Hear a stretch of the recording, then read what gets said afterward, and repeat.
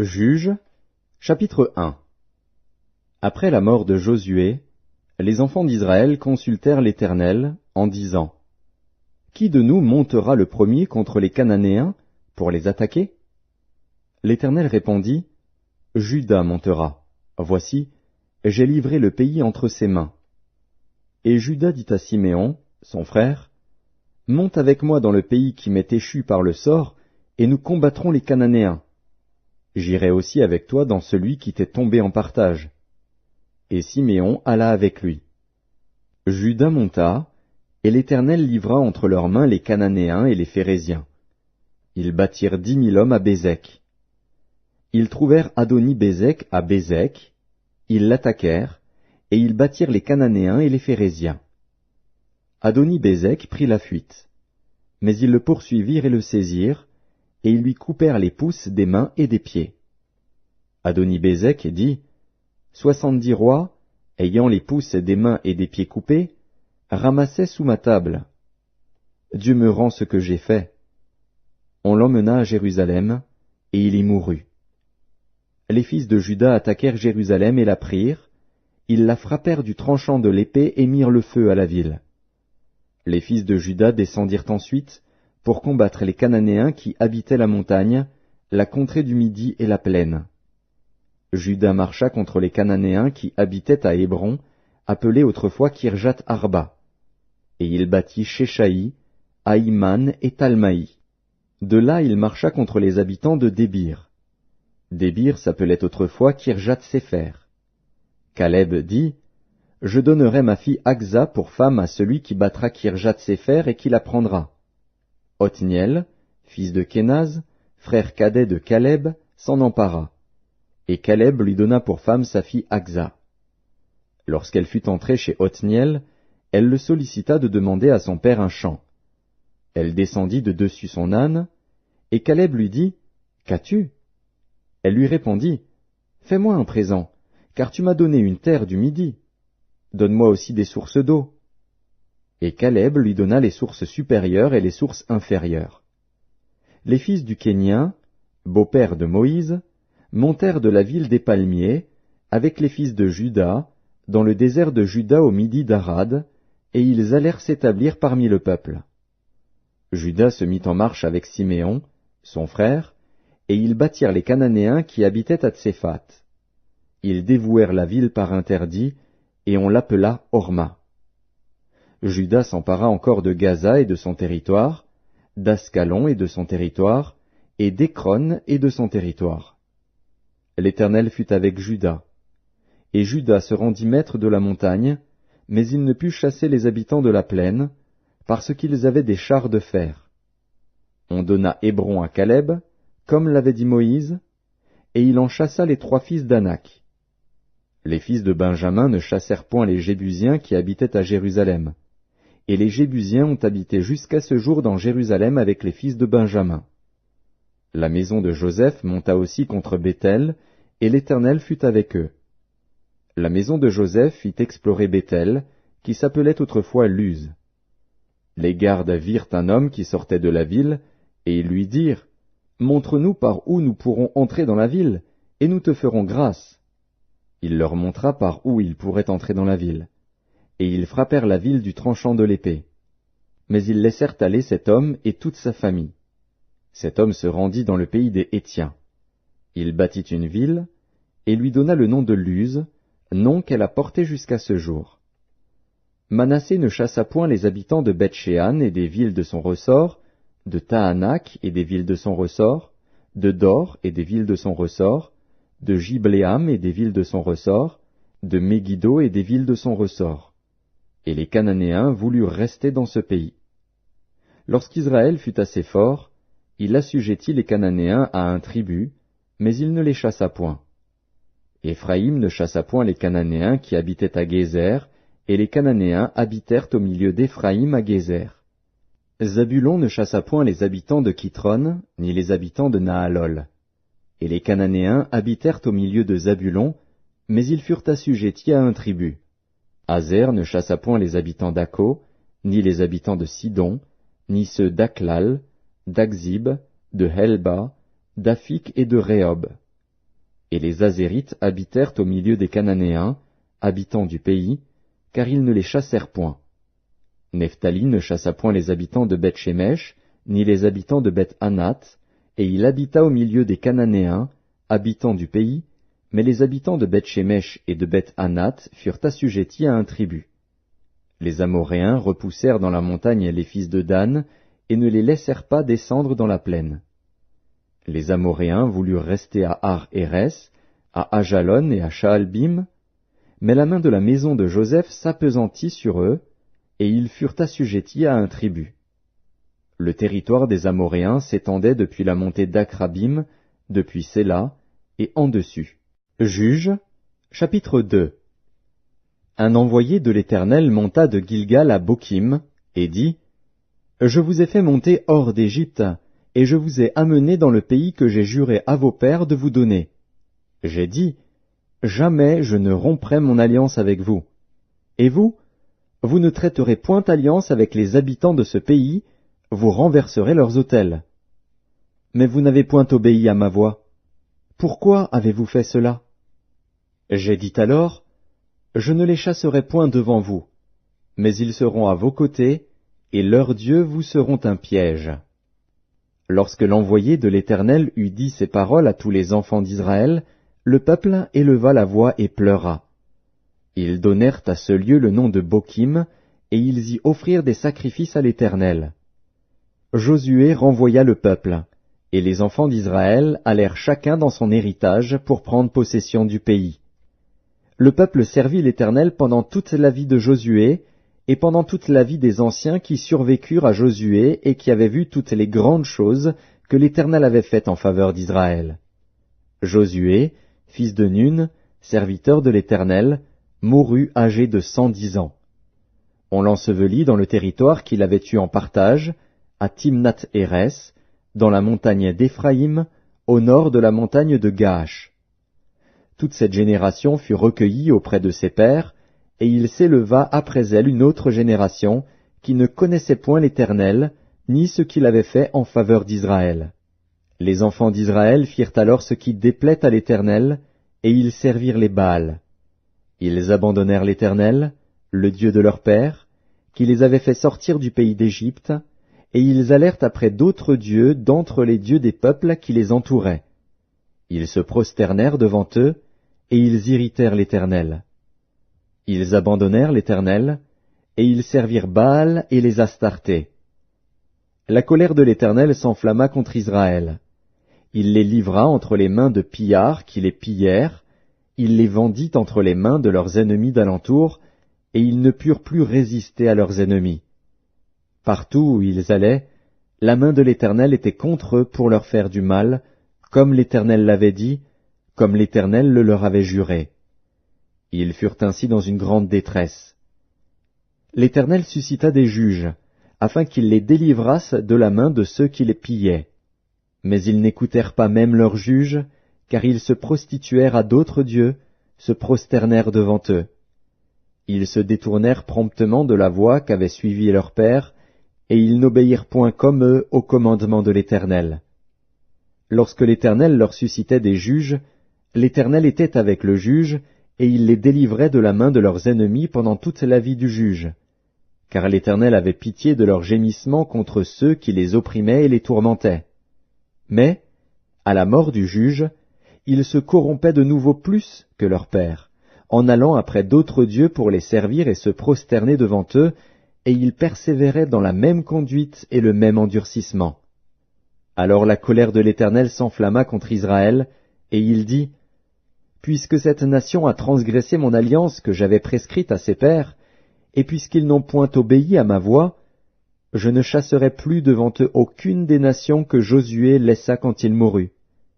C'est ainsi que je mettrai par elles Israël à l'épreuve, pour savoir s'ils prendront garde ou non de suivre la voie de l'Éternel, comme leurs pères y ont pris garde. » Et l'Éternel laissa en repos ces nations qu'il n'avait pas livrées entre les mains de Josué, et il ne se hâta point de les chasser.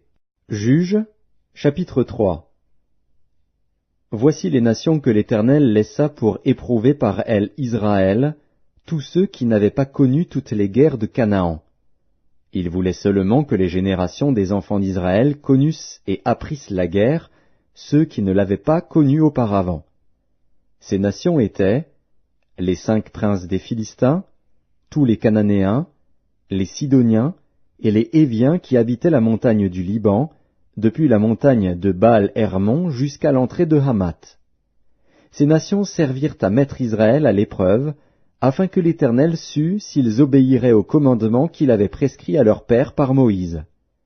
Et les enfants d'Israël habitèrent au milieu des Cananéens, des Hétiens, des Amoréens, des Phéréziens, des Héviens et des Jébusiens.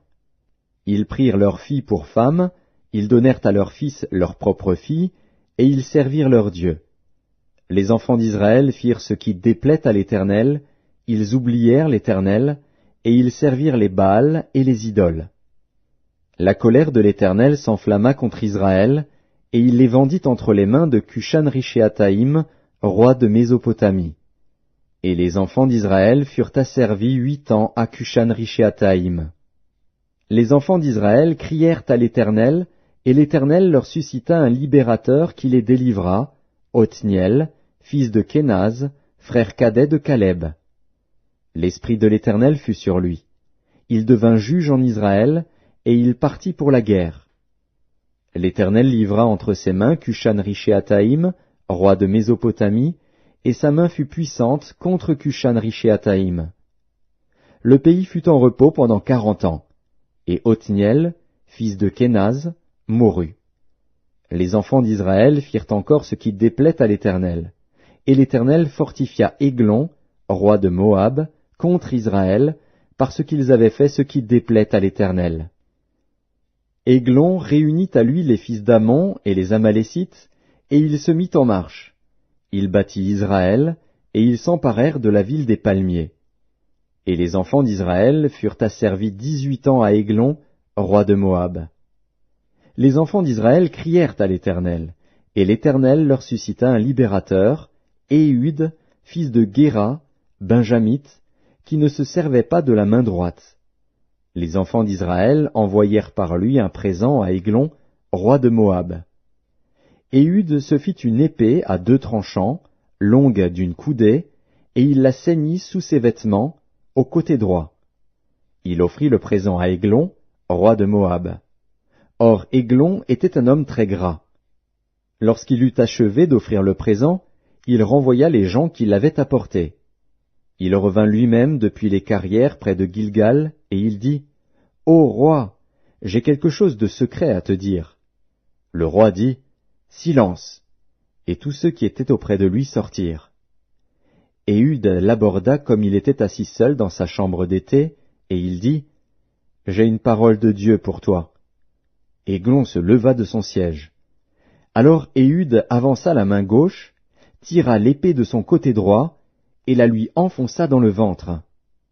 La poignée même entra après la lame, et la graisse se referma autour de la lame, car il ne retira pas du ventre l'épée, qui sortit par derrière. Éhud sortit par le portique, ferma sur lui les portes de la chambre haute, et tira le verrou. Quand il fut sorti, les serviteurs du roi vinrent et regardèrent, et voici, les portes de la chambre haute étaient fermées au verrou. Ils dirent, « Sans doute il se couvre les pieds dans la chambre d'été. » Ils attendirent longtemps, et comme ils n'ouvraient pas les portes de la chambre haute, ils prirent la clé et ouvrirent, et voici, leur maître était mort, étendu par terre. Pendant leur délai, Éhud prit la fuite, dépassa les carrières, et se sauva à Seïra. Dès qu'il fut arrivé, il sonna de la trompette dans la montagne d'Éphraïm. Les enfants d'Israël descendirent avec lui de la montagne, et il se mit à leur tête. Il leur dit, « Suivez-moi, car l'Éternel a livré entre vos mains les Moabites, vos ennemis. » Ils descendirent après lui, s'emparèrent des gués du Jourdain vis-à-vis de Moab, et ne laissèrent passer personne. Ils battirent dans ce temps-là environ 10 000 hommes de Moab, tous robustes, tous vaillants, et pas un n'échappa. En ce jour, Moab fut humilié sous la main d'Israël, et le pays fut en repos pendant 80 ans. Après lui, il y eut Shamgar, fils d'Anath. il battit 600 hommes des Philistins avec un aiguillon à bœuf. Et lui aussi fut un libérateur d'Israël. Juges, chapitre 4. Les enfants d'Israël firent encore ce qui déplaît à l'Éternel, après qu'Éhud fut mort. Et l'Éternel les vendit entre les mains de Jabin, roi de Canaan, qui régnait à Hatsor. Le chef de son armée était Sisera, et habitait à Haroshet-Goïm. Les enfants d'Israël crièrent à l'Éternel, car Jabin avait 900 chars de fer, et il opprimait avec violence les enfants d'Israël depuis 20 ans. Dans ce temps-là, Déborah, prophétesse, femme de Lapidoth, était juge en Israël. Elle siégeait sous le palmier de Déborah, entre Rama et Béthel, dans la montagne d'Éphraïm. Et les enfants d'Israël montaient vers elle pour être jugés. Elle envoya appeler Barak, fils d'Abinoam, de Kédesh-Nephtali, et elle lui dit, « N'est-ce pas l'ordre qu'a donné l'Éternel, le Dieu d'Israël? Va, dirige-toi sur le mont Tabor, et prends avec toi 10 000 hommes des enfants de Nephtali et des enfants de Zabulon. J'attirerai vers toi, au torrent de Kison, Sisera, chef de l'armée de Jabin, avec ses chars et ses troupes, et je le livrerai entre tes mains. » Barak lui dit, « Si tu viens avec moi, j'irai, mais si tu ne viens pas avec moi, je n'irai pas. » Elle répondit, « J'irai bien avec toi, mais tu n'auras point de gloire sur la voie où tu marches, car l'Éternel livrera Sisera entre les mains d'une femme. » Et Déborah se leva, et elle se rendit avec Barak à Kédesh. Barak convoqua Zabulon et Nephtali à Kédesh. 10 000 hommes marchèrent à sa suite, et Déborah partit avec lui. Héber, le Kénien, s'était séparé des Kéniens, des fils de Hobab, beau-père de Moïse, et il avait dressé sa tente jusqu'aux chênes de Tsahanaïm, près de Kédesh. On informa Sisera que Barak, fils d'Abinoam, s'était dirigé sur le mont Tabor. Et, depuis Haroshet-Goïm, Sisera rassembla vers le torrent de Kison tous ses chars, 900 chars de fer, et tout le peuple qui était avec lui.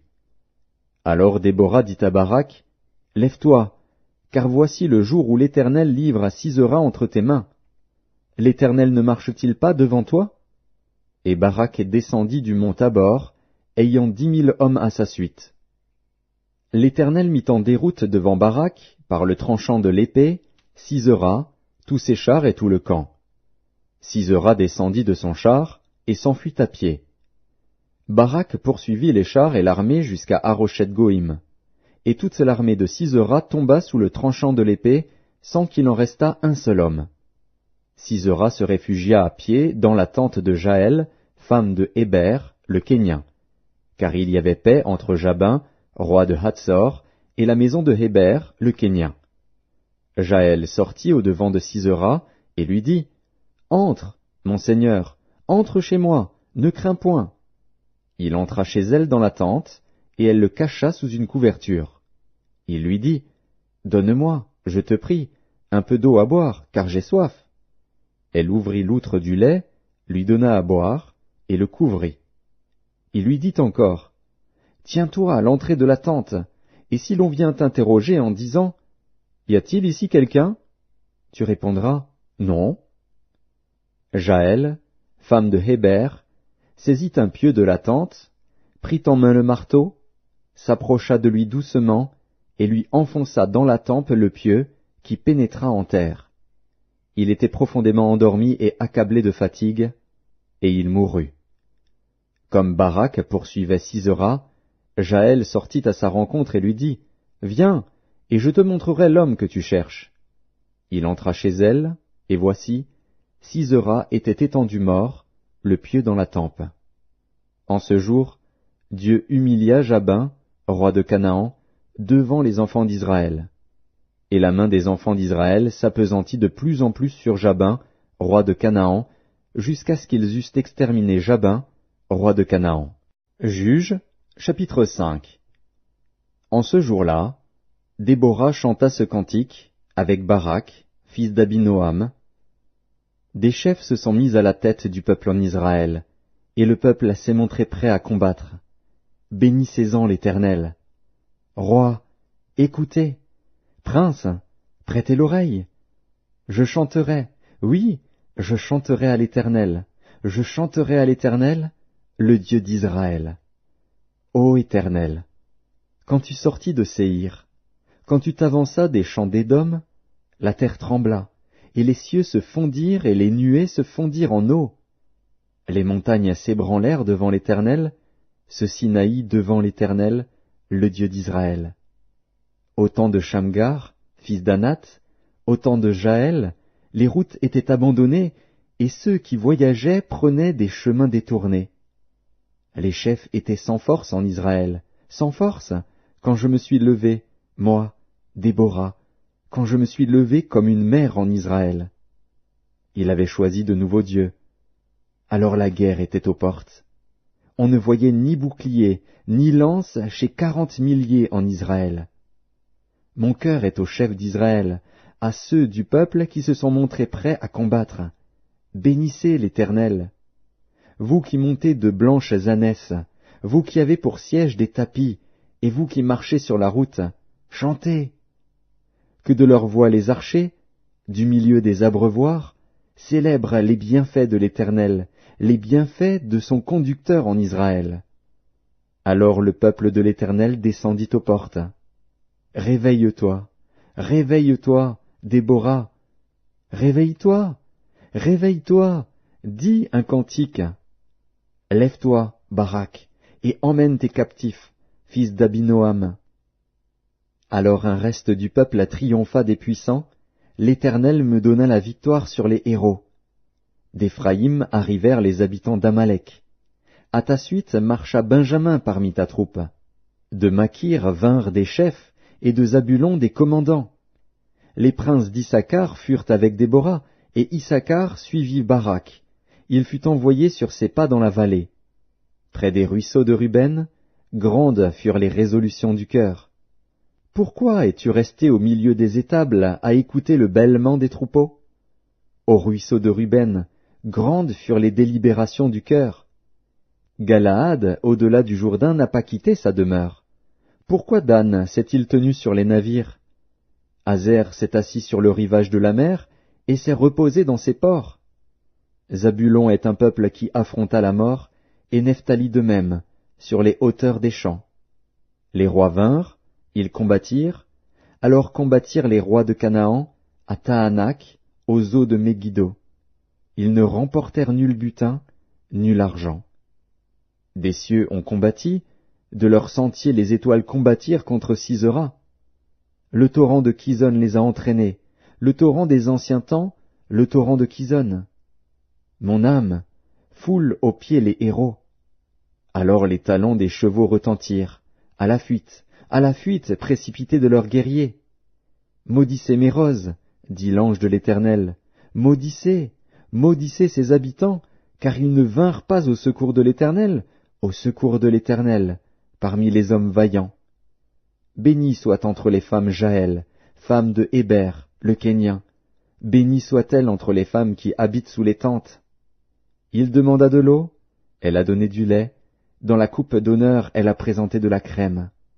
D'une main elle a saisi le pieu, et de sa droite le marteau des travailleurs. Elle a frappé Sisera, lui a fendu la tête, fracassé et transpercé la tempe. Au pied de Jaël il s'est affaissé, il est tombé, il s'est couché. À ses pieds il s'est affaissé, il est tombé. Là où il s'est affaissé, là il est tombé sans vie. Par la fenêtre, à travers le treillis, la mère de Sisera regarde, et s'écrie, « Pourquoi son char tarde-t-il à venir? Pourquoi ses chars vont-ils si lentement ?» Les plus sages d'entre ces femmes lui répondent, et elle se répond à elle-même, « Ne trouve-t-il pas du butin? Ne le partage-t-il pas? Une jeune fille, 2 jeunes filles par homme, du butin en vêtements de couleur pour Sisera, du butin en vêtements de couleur, brodé, un vêtement de couleur, 2 vêtements brodés, pour le cou du vainqueur. Périssent ainsi tous tes ennemis, ô Éternel. Ceux qui l'aiment sont comme le soleil, quand il paraît dans sa force. Le pays fut en repos pendant 40 ans. Juges, chapitre 6. les enfants d'Israël firent ce qui déplaît à l'Éternel, et l'Éternel les livra entre les mains de Madian pendant 7 ans. La main de Madian fut puissante contre Israël. Pour échapper à Madian, les enfants d'Israël se retiraient dans les ravins des montagnes, dans les cavernes et sur les rochers fortifiés. Quand Israël avait semé, Madian montait avec Amalek et les fils de l'Orient, et ils marchaient contre lui. Ils campaient en face de lui, détruisaient les productions du pays jusque vers Gaza, et ne laissaient en Israël ni vivres, ni brebis, ni bœufs, ni ânes. Car ils montaient avec leurs troupeaux et leurs tentes, ils arrivaient comme une multitude de sauterelles, ils étaient innombrables, eux et leurs chameaux, et ils venaient dans le pays pour le ravager. Israël fut très malheureux à cause de Madian, et les enfants d'Israël crièrent à l'Éternel. Lorsque les enfants d'Israël crièrent à l'Éternel au sujet de Madian, l'Éternel envoya un prophète aux enfants d'Israël. Il leur dit, « Ainsi parle l'Éternel, le Dieu d'Israël. Je vous ai fait monter d'Égypte, et je vous ai fait sortir de la maison de servitude. Je vous ai délivrés de la main des Égyptiens et de la main de tous ceux qui vous opprimaient. Je les ai chassés devant vous, et je vous ai donné leur pays. Je vous ai dit, je suis l'Éternel, votre Dieu. Vous ne craindrez point les dieux des Amoréens, dans le pays desquels vous habitez. Mais vous n'avez point écouté ma voix. Puis vint l'ange de l'Éternel, et il s'assit sous le térébinthe d'Ophra, qui appartenait à Joas, de la famille d'Abiézer. Gédéon, son fils, battait du froment au pressoir, pour le mettre à l'abri de Madian. L'ange de l'Éternel lui apparut, et lui dit, « L'Éternel est avec toi, vaillant héros. » Gédéon lui dit, « Ah, mon Seigneur, si l'Éternel est avec nous, pourquoi toutes ces choses nous sont-elles arrivées? Et où sont tous ces prodiges que nos pères nous racontent, quand ils disent, « L'Éternel ne nous a-t-il pas fait monter hors d'Égypte? » Maintenant l'Éternel nous abandonne, et il nous livre entre les mains de Madian. L'Éternel se tourna vers lui, et dit, « Va avec cette force que tu as, et délivre Israël de la main de Madian. N'est-ce pas moi qui t'envoie? » Gédéon lui dit, « Ah, mon Seigneur, avec quoi délivrerai-je Israël? Voici, ma famille est la plus pauvre en Manassé, et je suis le plus petit dans la maison de mon père. » L'Éternel lui dit, « Mais je serai avec toi, et tu battras Madian comme un seul homme. » Gédéon lui dit, « Si j'ai trouvé grâce à tes yeux, donne-moi un signe pour montrer que c'est toi qui me parles. Ne t'éloigne point d'ici jusqu'à ce que je revienne auprès de toi, que j'apporte mon offrande, et que je la dépose devant toi. » Et l'Éternel dit, « Je resterai jusqu'à ce que tu reviennes. » Gédéon entra, prépara un chevreau, et fit avec un épha de farine des pains sans levain. Il mit la chair dans un panier et le jus dans un pot, les lui apporta sous le térébinthe, et les présenta. L'ange de Dieu lui dit, « Prends la chair et les pains sans levain, pose-les sur ce rocher, et répands le jus. » Et il fit ainsi. L'ange de l'Éternel avança l'extrémité du bâton qu'il avait à la main, et toucha la chair et les pains sans levain. Alors il s'éleva du rocher un feu qui consuma la chair et les pains sans levain. Et l'ange de l'Éternel disparut à ses yeux. Gédéon, voyant que c'était l'ange de l'Éternel, dit, « Malheur à moi, Seigneur Éternel, car j'ai vu l'ange de l'Éternel face à face. » Et l'Éternel lui dit, « Sois en paix, ne crains point, tu ne mourras pas. » Gédéon bâtit là un autel à l'Éternel, et lui donna pour nom l'Éternel paix. Il existe encore aujourd'hui à Ophra, qui appartenait à la famille d'Abiézer. Dans la même nuit, l'Éternel dit à Gédéon, « Prends le jeune taureau de ton père, et un second taureau de 7 ans. Renverse l'autel de Baal qui est à ton père, et abat le pieu sacré qui est dessus. Tu bâtiras ensuite et tu disposeras, sur le haut de ce rocher, un autel à l'Éternel ton Dieu. Tu prendras le second taureau, et tu offriras un holocauste, avec le bois de l'idole que tu auras abattu. » Gédéon prit 10 hommes parmi ses serviteurs, et fit ce que l'Éternel avait dit. Mais, comme il craignait la maison de son père et les gens de la ville, il l'exécuta de nuit et non de jour. Lorsque les gens de la ville se furent levés de bon matin, voici, l'autel de Baal était renversé, le pieu sacré placé dessus était abattu, et le second taureau était offert en holocauste sur l'autel qui avait été bâti. Ils se dirent l'un à l'autre, « Qui a fait cela ?» Et ils s'informèrent et firent des recherches. On leur dit, « C'est Gédéon, fils de Joas, qui a fait cela. » Alors les gens de la ville dirent à Joas, « Fais sortir ton fils, et qu'il meure, car il a renversé l'autel de Baal et abattu le pieu sacré qui était dessus. » Joas répondit à tous ceux qui se présentèrent à lui, « Est-ce à vous de prendre parti pour Baal? Est-ce à vous de venir à son secours? Quiconque prendra parti pour Baal mourra avant que le matin vienne. Si Baal est un dieu, qu'il plaide lui-même sa cause, puisqu'on a renversé son autel. » Et en ce jour l'on donna à Gédéon le nom de Jérubbaal, en disant, « Que Baal plaide contre lui, puisqu'il a renversé son autel. » Tout Madian, Amalek et les fils de l'Orient se rassemblèrent. Ils passèrent le Jourdain et campèrent dans la vallée de Jizréel. Gédéon fut revêtu de l'Esprit de l'Éternel. Il sonna de la trompette, et Abiézer fut convoqué pour marcher à sa suite. Il envoya des messagers dans tout Manassé, qui fut aussi convoqué pour marcher à sa suite. Il envoya des messagers dans Azer, dans Zabulon et dans Nephtali, qui montèrent à leur rencontre.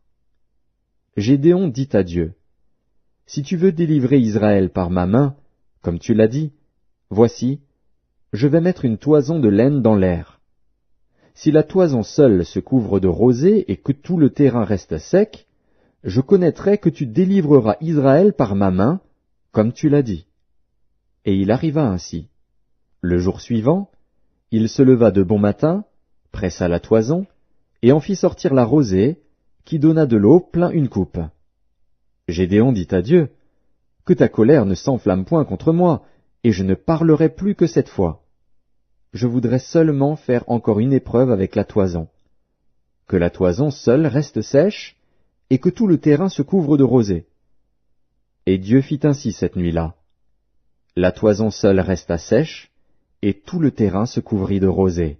Juges, chapitre 7. Jérubbaal, qui est Gédéon, et tout le peuple qui était avec lui, se levèrent de bon matin, et campèrent près de la source de Harod. Le camp de Madian était au nord de Gédéon, vers la colline de Morée, dans la vallée. L'Éternel dit à Gédéon, « Le peuple que tu as avec toi est trop nombreux pour que je livre Madian entre ses mains. Il pourrait en tirer gloire contre moi, et dire, « C'est ma main qui m'a délivré. » Publie donc ceci aux oreilles du peuple. Que celui qui est craintif et qui a peur s'en retourne et s'éloigne de la montagne de Galaad. 22 000 hommes parmi le peuple s'en retournèrent, et il en resta 10 000. L'Éternel dit à Gédéon, « Le peuple est encore trop nombreux. Fais-les descendre vers l'eau, et là je t'en ferai le triage. Celui dont je te dirai, que celui-ci aille avec toi, ira avec toi. Et celui dont je te dirai, que celui-ci n'aille pas avec toi, n'ira pas avec toi. » Gédéon fit descendre le peuple vers l'eau, et l'Éternel dit à Gédéon, « Tous ceux qui laperont l'eau avec la langue comme lappe le chien, tu les sépareras de tous ceux qui se mettront à genoux pour boire. » Ceux qui lapèrent l'eau en la portant à la bouche avec leurs mains furent au nombre de 300 hommes, et tout le reste du peuple se mit à genoux pour boire. Et l'Éternel dit à Gédéon, « C'est par les 300 hommes qui ont lapé que je vous sauverai et que je livrerai Madian entre tes mains. Que tout le reste du peuple s'en aille chacun chez soi. » On prit les vivres du peuple et ses trompettes. Puis Gédéon renvoya tous les hommes d'Israël chacun dans sa tente, et il retint les 300 hommes. Le camp de Madian était au-dessous de lui dans la vallée. L'Éternel dit à Gédéon pendant la nuit, « Lève-toi, descends au camp, car je l'ai livré entre tes mains. Si tu crains de descendre, descends-y avec Pura, ton serviteur. Tu écouteras ce qu'ils diront, et après cela tes mains seront fortifiées. Descends donc au camp. » Il descendit avec Pura, son serviteur, jusqu'aux avant-postes du camp. Madian, Amalek et tous les fils de l'Orient étaient répandus dans la vallée comme une multitude de sauterelles, et leurs chameaux étaient innombrables comme le sable qui est sur le bord de la mer. Gédéon arriva, et voici, un homme racontait à son camarade un songe. Il disait, « J'ai eu un songe. » Et voici, un gâteau de pain d'orge roulait dans le camp de Madian. Il est venu heurter jusqu'à la tente, et elle est tombée. Il l'a retournée sans dessus-dessous, et elle a été renversée. Son camarade répondit et dit, « Ce n'est pas autre chose que l'épée de Gédéon, fils de Joas, homme d'Israël. Dieu a livré entre ses mains Madian et tout le camp. » Lorsque Gédéon eut entendu le récit du songe et son explication, il se prosterna, revint au camp d'Israël et dit, « Levez-vous, car l'Éternel a livré entre vos mains le camp de Madian. » Il divisa en 3 corps les 300 hommes, et il leur remit à tous des trompettes et des cruches vides, avec des flambeaux dans les cruches. Il leur dit, « Vous me regarderez et vous ferez comme moi. Dès que j'aborderai le camp, vous ferez ce que je ferai. Et quand je sonnerai de la trompette, moi et tous ceux qui seront avec moi, vous sonnerez aussi de la trompette tout autour du camp, et vous direz, « Pour l'Éternel et pour Gédéon !» Gédéon et les 100 hommes qui étaient avec lui arrivèrent aux abords du camp au commencement de la veille du milieu, comme on venait de placer les gardes. Ils sonnèrent de la trompette, et brisèrent les cruches qu'ils avaient à la main. Les 3 corps sonnèrent de la trompette, et brisèrent les cruches. Ils saisirent de la main gauche les flambeaux et de la main droite les trompettes pour sonner, et ils s'écrièrent, « Épée pour l'Éternel et pour Gédéon !» Ils restèrent chacun à sa place autour du camp, et tout le camp se mit à courir, à pousser des cris et à prendre la fuite. Les 300 hommes sonnèrent encore de la trompette, et, dans tout le camp, l'Éternel leur fit tourner l'épée les uns contre les autres. Le camp s'enfuit jusqu'à Beth-Shitta vers Tseréra, jusqu'au bord d'Abel-Méhola près de Tabat. Les hommes d'Israël se rassemblèrent, ceux de Nephtali, d'Azer et de tout Manassé, et ils poursuivirent Madian. Gédéon envoya des messagers dans toute la montagne d'Éphraïm pour dire, « Descendez à la rencontre de Madian, et coupez-leur le passage des eaux jusqu'à Beth-Bara et celui du Jourdain. » Tous les hommes d'Éphraïm se rassemblèrent et ils s'emparèrent du passage des eaux jusqu'à Beth-Bara et de celui du Jourdain. Ils saisirent 2 chefs de Madian, Oreb et Zib. Ils tuèrent Oreb au rocher d'Oreb, et ils tuèrent Zib au pressoir de Zib. Ils poursuivirent Madian, et ils apportèrent les têtes d'Oreb et de Zib à Gédéon de l'autre côté du Jourdain. Juges, chapitre 8. Les hommes d'Éphraïm dirent à Gédéon, « Que signifie cette manière d'agir envers nous? Pourquoi ne pas nous avoir rappelés quand tu es allé combattre Madian ?» Et ils eurent avec lui une violente querelle. Gédéon leur répondit, « Qu'ai-je fait en comparaison de vous? Le grappillage d'Éphraïm ne vaut-il pas mieux que la vendange d'Abiézer? C'est entre vos mains que Dieu a livré les chefs de Madian, Oreb et Zib. Qu'ai-je donc pu faire en comparaison de vous? » Lorsqu'il eut ainsi parlé, leur colère contre lui s'apaisa. Gédéon arriva au Jourdain, et il le passa, lui et les 300 hommes qui étaient avec lui, fatigués, mais poursuivant toujours. Il dit aux gens de Sukkot, « Donnez, je vous prie, quelque pain au peuple qui m'accompagne, car ils sont fatigués, et je suis à la poursuite de Zébar et de Tsalmuna, roi de Madian. » Les chefs de Sukkot répondirent, « La main de Zébar et de Tsalmuna est-elle déjà en ton pouvoir, pour que nous donnions du pain à ton armée? » Et Gédéon dit, « Eh bien, lorsque l'Éternel aura livré entre mes mains Zébar et Tsalmuna, je broierai votre chair avec des épines du désert et avec des chardons. » De là il monta à Pénuel, et il fit aux gens de Pénuel la même demande. Ils lui répondirent comme avaient répondu ceux de Sukkot.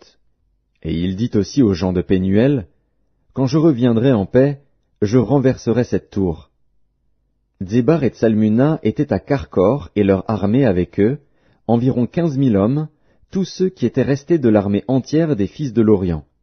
120 000 hommes tirant l'épée avaient été tués. Gédéon monta par le chemin de ceux qui habitent sous les tentes, à l'orient de Nobar et de Jogbéa, et il battit l'armée qui se croyait en sûreté. Dzébar et Tsalmuna prirent la fuite. Gédéon les poursuivit, il s'empara des 2 rois de Madian, Dzébar et Tsalmuna, et il mit en déroute toute l'armée.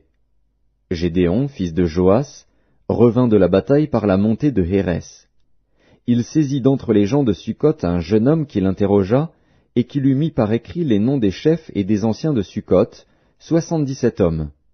Puis il vint auprès des gens de Sukkot, et dit, « Voici Dzébar et Tsalmuna, au sujet desquels vous m'avez insulté, en disant, « La main de Dzébar et de Tsalmuna est-elle déjà en ton pouvoir, pour que nous donnions du pain à tes hommes fatigués ?» Et il prit les anciens de la ville, et châtia les gens de Sukkot avec des épines du désert et avec des chardons. Il renversa aussi la tour de Pénuel, et tua les gens de la ville. Il dit à Dzébar et à Tsalmuna, « Comment étaient les hommes que vous avez tués au Tabor ?» Ils répondirent, « Ils étaient comme toi, chacun avait l'air d'un fils de roi. » Il dit, « C'étaient mes frères, fils de ma mère. L'Éternel est vivant, si vous les eussiez laissés vivre, je ne vous tuerais pas. » Et il dit à Jéter, son premier-né, « Lève-toi, tue-les. » Mais le jeune homme ne tira point son épée, parce qu'il avait peur, car il était encore un enfant. Dzébar et Tsalmuna dirent, « Lève-toi toi-même, et tue-nous, car tel est l'homme, telle est sa force. » Et Gédéon se leva, et tua Dzébar et Tsalmuna. Il prit ensuite les croissants qui étaient au cou de leurs chameaux. Les hommes d'Israël dirent à Gédéon, « Domine sur nous, et toi, et ton fils, et le fils de ton fils, car tu nous as délivrés de la main de Madian. » Gédéon leur dit, « Je ne dominerai point sur vous, et mes fils ne domineront point sur vous. C'est l'Éternel qui dominera sur vous. » Gédéon leur dit, « J'ai une demande à vous faire. Donnez-moi chacun les anneaux que vous avez eus pour butin. » Les ennemis avaient des anneaux d'or, car ils étaient ismaélites. Ils dirent, « Nous les donnerons volontiers. » Et ils étendirent un manteau, sur lequel chacun jeta les anneaux de son butin. Le poids des anneaux d'or que demanda Gédéon fut de 1700 cycles d'or, sans les croissants, les pendants d'oreilles, et les vêtements de pourpre que portaient les rois de Madian, et sans les colliers qui étaient au cou de leurs chameaux. Gédéon en fit un éphod, et il le plaça dans sa ville, à Ophra, où il devint l'objet des prostitutions de tout Israël. Et il fut un piège pour Gédéon et pour sa maison. Madian fut humilié devant les enfants d'Israël, et il ne leva plus la tête. Et le pays fut en repos pendant 40 ans, durant la vie de Gédéon. Jérubbaal, fils de Joas, s'en retourna, et demeura dans sa maison. Gédéon eut 70 fils, issus de lui, car il eut plusieurs femmes. Sa concubine, qui était à Sichem, lui enfanta aussi un fils, à qui on donna le nom d'Abimélec. Gédéon, fils de Joas, mourut après une heureuse vieillesse, et il fut enterré dans le sépulcre de Joas, son père, à Ophra, qui appartenait à la famille d'Abiézer. Lorsque Gédéon fut mort, les enfants d'Israël recommencèrent à se prostituer au Baal, et ils prirent Baal-Bérith pour leur Dieu. Les enfants d'Israël ne se souvinrent point de l'Éternel, leur Dieu, qui les avait délivrés de la main de tous les ennemis qui les entouraient. Et ils n'eurent point d'attachement pour la maison de Jérubbaal, de Gédéon, après tout le bien qu'il avait fait à Israël. Juges, chapitre 9. Abimélec, fils de Jérubbaal, se rendit à Sichem vers les frères de sa mère, et voici comment il leur parla, ainsi qu'à toute la famille de la maison du père de sa mère. Dites, je vous prie, aux oreilles de tous les habitants de Sichem, vaut-il mieux pour vous que 70 hommes, tous fils de Jérubbaal, dominent sur vous, ou qu'un seul homme domine sur vous? Et souvenez-vous que je suis votre os et votre chair. » Les frères de sa mère répétèrent pour lui toutes ces paroles aux oreilles de tous les habitants de Sichem, et leur cœur inclina en faveur d'Abimélec, car ils se disaient, « C'est notre frère. » Ils lui donnèrent 70 cycles d'argent, qu'ils enlevèrent de la maison de Baal-Bérith. Abimélec s'en servit pour acheter des misérables et des turbulents qui allèrent après lui. Il vint dans la maison de son père à Ophra, et il tua ses frères, fils de Jérubbaal, 70 hommes, sur une même pierre. Il n'échappa que Jotham, le plus jeune fils de Jérubbaal, car il s'était caché. Tous les habitants de Sichem et toute la maison de Milo se rassemblèrent, ils vinrent et proclamèrent roi Abimélec près du chêne planté dans Sichem. Jotham en fut informé. Il alla se placer sur le sommet de la montagne de Garizim, et voici ce qu'il leur cria à haute voix. « Écoutez-moi, habitants de Sichem, et que Dieu vous écoute. » Les arbres partirent pour aller oindre un roi et le mettre à leur tête. Ils dirent à l'olivier, « Règne sur nous. » Mais l'olivier leur répondit, « Renoncerai-je à mon huile, qui m'assure les hommages de Dieu et des hommes, pour aller planer sur les arbres ?» Et les arbres dirent au figuier, « Viens, toi, règne sur nous. » Mais le figuier leur répondit, « Renoncerai-je à ma douceur et à mon excellent fruit, pour aller planer sur les arbres ?» Et les arbres dirent à la vigne, « Viens, toi, règne sur nous. » Mais la vigne leur répondit, « Renoncerai-je à mon vin, qui réjouit Dieu et les hommes, pour aller planer sur les arbres ?» Alors tous les arbres dirent au buisson d'épines, « Viens, toi, règne sur nous. » Et le buisson d'épines répondit aux arbres, « Si c'est de bonne foi que vous voulez moindre pour votre roi, venez, réfugiez-vous sous mon ombrage. Sinon, un feu sortira du buisson d'épines et dévorera les cèdres du Liban. Maintenant, est-ce de bonne foi et avec intégrité que vous avez agi en proclamant roi Abimélec? Avez-vous eu de la bienveillance pour Jérubbaal et sa maison? L'avez-vous traité selon les services qu'il a rendus? Car mon père a combattu pour vous, il a exposé sa vie, et il vous a délivré de la main de Madian.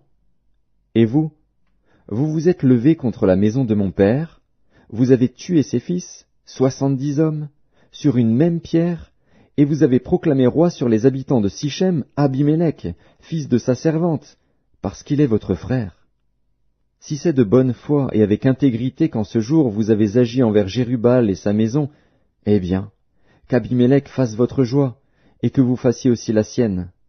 Sinon, qu'un feu sorte d'Abimélec et dévore les habitants de Sichem et la maison de Milo, et qu'un feu sorte des habitants de Sichem et de la maison de Milo et dévore Abimélec. » Jotham se retira et prit la fuite. Il s'en alla à Bér, où il demeura loin d'Abimélec, son frère. Abimélec avait dominé 3 ans sur Israël.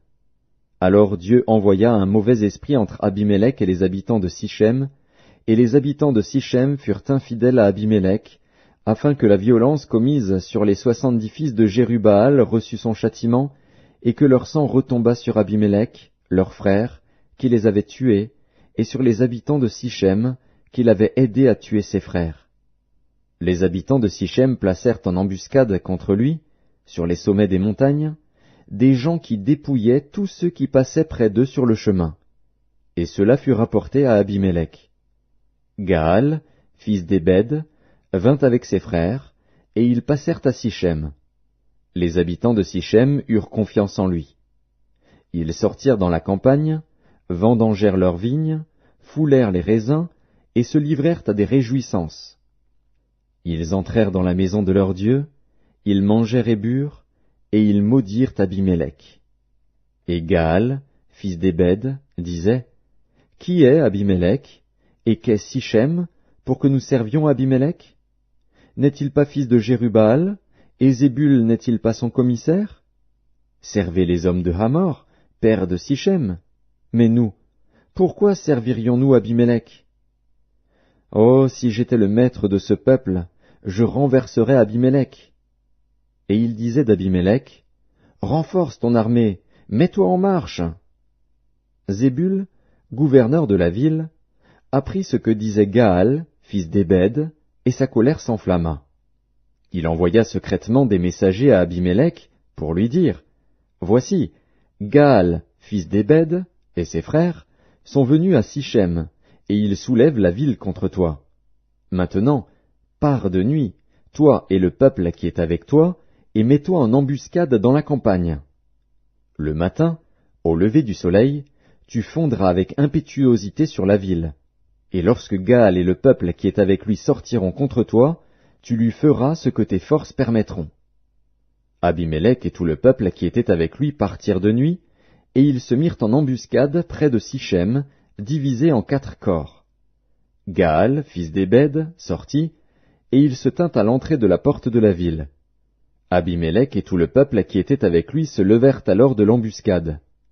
Gaal aperçut le peuple, et il dit à Zébul, « Voici un peuple qui descend du sommet des montagnes. » Zébul lui répondit, « C'est l'ombre des montagnes que tu prends pour des hommes. » Gaal, reprenant la parole, dit, « C'est bien un peuple qui descend des hauteurs du pays, et une troupe arrive par le chemin du chêne des devins. » Zébul lui répondit, « Où donc est ta bouche, toi qui disais, « Qui est Abimélec pour que nous le servions » N'est-ce point là le peuple que tu méprisais? Marche maintenant, livre-lui bataille. Gaal s'avança à la tête des habitants de Sichem, et livra bataille à Abimélec. Poursuivi par Abimélec, il prit la fuite devant lui, et beaucoup d'hommes tombèrent morts jusqu'à l'entrée de la porte. Abimélec s'arrêta à Aruma, et Zébul chassa Gaal et ses frères, qui ne purent rester à Sichem. Le lendemain, le peuple sortit dans la campagne. Abimélec, qui en fut informé, prit sa troupe, la partagea en 3 corps, et se mit en embuscade dans la campagne. Ayant vu que le peuple sortait de la ville, il se leva contre eux, et les battit. Abimélec et les corps qui étaient avec lui se portèrent en avant, et se placèrent à l'entrée de la porte de la ville. 2 de ces corps se jetèrent sur tous ceux qui étaient dans la campagne, et les battirent. Abimélec attaqua la ville pendant toute la journée, il s'en empara, et tua le peuple qui s'y trouvait. Puis il rasa la ville, et y sema du sel. À cette nouvelle, tous les habitants de la tour de Sichem se rendirent dans la forteresse de la maison du dieu Bérite. On avertit Abimélec que tous les habitants de la tour de Sichem s'y étaient rassemblés. Alors Abimélec monta sur la montagne de Tsalmon, lui et tout le peuple qui était avec lui. Il prit en main une hache, coupa une branche d'arbre, l'enleva et la mit sur son épaule. Ensuite il dit au peuple qui était avec lui, « Vous avez vu ce que j'ai fait? Hâtez-vous de faire comme moi. » Et ils coupèrent chacun une branche, et suivirent Abimélec. Ils placèrent les branches contre la forteresse, et l'incendièrent avec ceux qui y étaient. Ainsi périrent tous les gens de la tour de Sichem, au nombre d'environ 1000, hommes et femmes. Abimélec marcha contre Thébets. Il assiégea Thébets et s'en empara. Il y avait au milieu de la ville une forte tour, où se réfugièrent tous les habitants de la ville, hommes et femmes. Ils fermèrent sur eux et montèrent sur le toit de la tour. Abimélec parvint jusqu'à la tour.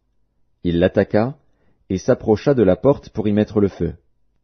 Alors une femme lança sur la tête d'Abimélec un morceau de meule de moulin et lui brisa le crâne. Aussitôt il appela le jeune homme qui portait ses armes, et lui dit, « Tire ton épée, et donne-moi la mort, de peur qu'on ne dise de moi, c'est une femme qui l'a tué. » Le jeune homme le perça, et il mourut. Quand les hommes d'Israël virent qu'Abimélec était mort, ils s'en allèrent chacun chez soi.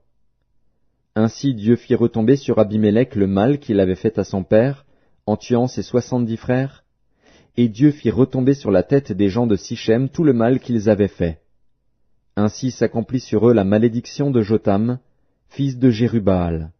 Juges, chapitre 10. Après Abimélec, Tola, fils de Pua, fils de Dodo, homme d'Issachar, se leva pour délivrer Israël. Il habitait à Shamir, dans la montagne d'Éphraïm. Il fut juge en Israël pendant 23 ans. Puis il mourut, et fut enterré à Shamir. Après lui, se leva Jaïr, le Galaadite, qui fut juge en Israël pendant 22 ans. Il avait 30 fils, qui montaient sur 30 ânons, et qui possédaient 30 villes, appelées encore aujourd'hui bourgs de Jaïr, et situées dans le pays de Galaad. Et Jaïr mourut, et fut enterré à Camon. Les enfants d'Israël firent encore ce qui déplaît à l'Éternel. Ils servirent les Baals et les Astartés, les dieux de Syrie, les dieux de Sidon, les dieux de Moab, les dieux des fils d'Ammon, et les dieux des Philistins, et ils abandonnèrent l'Éternel et ne le servirent plus. La colère de l'Éternel s'enflamma contre Israël, et il les vendit entre les mains des Philistins et entre les mains des fils d'Ammon. Ils opprimèrent et écrasèrent les enfants d'Israël cette année-là, et pendant 18 ans tous les enfants d'Israël qui étaient de l'autre côté du Jourdain dans le pays des Amoréens en Galaad. Les fils d'Ammon passèrent le Jourdain pour combattre aussi contre Juda, contre Benjamin et contre la maison d'Éphraïm. Et Israël fut dans une grande détresse. Les enfants d'Israël crièrent à l'Éternel, en disant, « Nous avons péché contre toi, car nous avons abandonné notre Dieu et nous avons servi les Baals. » L'Éternel dit aux enfants d'Israël, « Ne vous ai-je pas délivré des Égyptiens, des Amoréens, des fils d'Ammon, des Philistins? Et lorsque les Sidoniens, Amalek et Maon vous opprimèrent, et que vous criâtes à moi, ne vous ai-je pas délivré de leurs mains? Mais vous m'avez abandonné, et vous avez servi d'autres dieux. C'est pourquoi je ne vous délivrerai plus. Allez, invoquez les dieux que vous avez choisis, qu'ils vous délivrent au temps de votre détresse. » Les enfants d'Israël dirent à l'Éternel, « Nous avons péché, traite-nous comme il te plaira. Seulement, daigne nous délivrer aujourd'hui. » Et ils ôtèrent les dieux étrangers du milieu d'eux, et servirent l'Éternel, qui fut touché des maux d'Israël. Les fils d'Ammon se rassemblèrent et campèrent en Galaad, et les enfants d'Israël se rassemblèrent et campèrent à Mitzpa. Le peuple, les chefs de Galaad, se dirent l'un à l'autre, « Quel est l'homme qui commencera l'attaque contre les fils d'Ammon? Il sera chef de tous les habitants de Galaad. » Juges, chapitre 11. Jephthé, le Galaadite, était un vaillant héros. Il était fils d'une femme prostituée, et c'est Galaad qui avait engendré Jephthé. La femme de Galaad lui enfanta des fils qui, devenus grands, chassèrent Jephthé et lui dirent, « Tu n'hériteras pas dans la maison de notre père, car tu es fils d'une autre femme. » Et Jephthé s'enfuit loin de ses frères, et il habita dans le pays de Tob. Des gens de rien se rassemblèrent auprès de Jephthé, et ils faisaient avec lui des excursions. Quelque temps après, les fils d'Ammon firent la guerre à Israël. Et comme les fils d'Ammon faisaient la guerre à Israël, les anciens de Galaad allèrent chercher Jephthé au pays de Tob. Ils dirent à Jephthé, « Viens, tu seras notre chef, et nous combattrons les fils d'Ammon. » Jephthé répondit aux anciens de Galaad, « N'avez-vous pas eu de la haine pour moi, et ne m'avez-vous pas chassé de la maison de mon père? Pourquoi venez-vous à moi maintenant que vous êtes dans la détresse? » Les anciens de Galaad dirent à Jephthé, « Nous revenons à toi maintenant, afin que tu marches avec nous, que tu combattes les fils d'Ammon, et que tu sois notre chef, celui de tous les habitants de Galaad. » Jephthé répondit aux anciens de Galaad, « Si vous me ramenez pour combattre les fils d'Ammon, et que l'Éternel les livre devant moi, je serai votre chef. » Les anciens de Galaad dirent à Jephthé, « Que l'Éternel nous entende, et qu'il juge, si nous ne faisons pas ce que tu dis. » Et Jephthé partit avec les anciens de Galaad. Le peuple le mit à sa tête et l'établit comme chef, et Jephthé répéta devant l'Éternel, à Mitzpa, toutes les paroles qu'il avait prononcées. Jephthé envoya des messagers au roi des fils d'Ammon pour lui dire, « Qu'y a-t-il entre moi et toi, que tu viennes contre moi pour faire la guerre à mon pays? » Le roi des fils d'Ammon répondit aux messagers de Jephthé, « C'est qu'Israël, quand il est monté d'Égypte, s'est emparé de mon pays, depuis l'Arnon jusqu'au Jabbok et au Jourdain. Rends-le maintenant de bon gré. » Jephthé envoya de nouveau des messagers au roi des fils d'Ammon, pour lui dire, « Ainsi parlait Jephthé. Israël ne s'est point emparé du pays de Moab, ni du pays des fils d'Ammon. Car lorsqu'Israël est monté d'Égypte, il a marché dans le désert jusqu'à la mer Rouge, et il est arrivé à Kadès. Alors Israël envoya des messagers au roi d'Édom, pour lui dire, « Laisse-moi passer par ton pays. » Mais le roi d'Édom n'y consentit pas. Il en envoya aussi au roi de Moab, qui refusa. Et Israël resta à Kadès. Puis il marcha par le désert, tourna le pays d'Édom et le pays de Moab, et vint à l'orient du pays de Moab.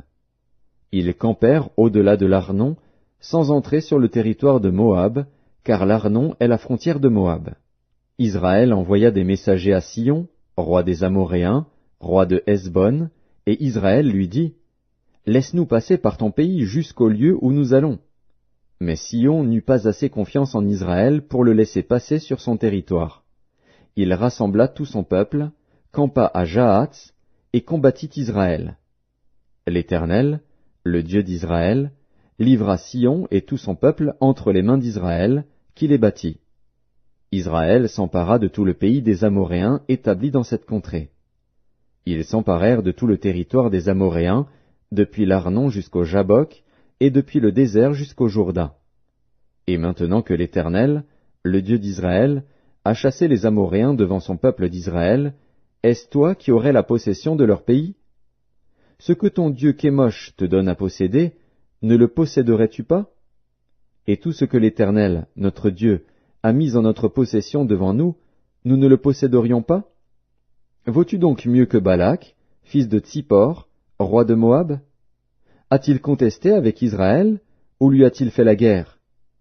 Voilà 300 ans qu'Israël habite à Hesbon et dans les villes de son ressort, à Aroër et dans les villes de son ressort, et dans toutes les villes qui sont sur les bords de l'Arnon.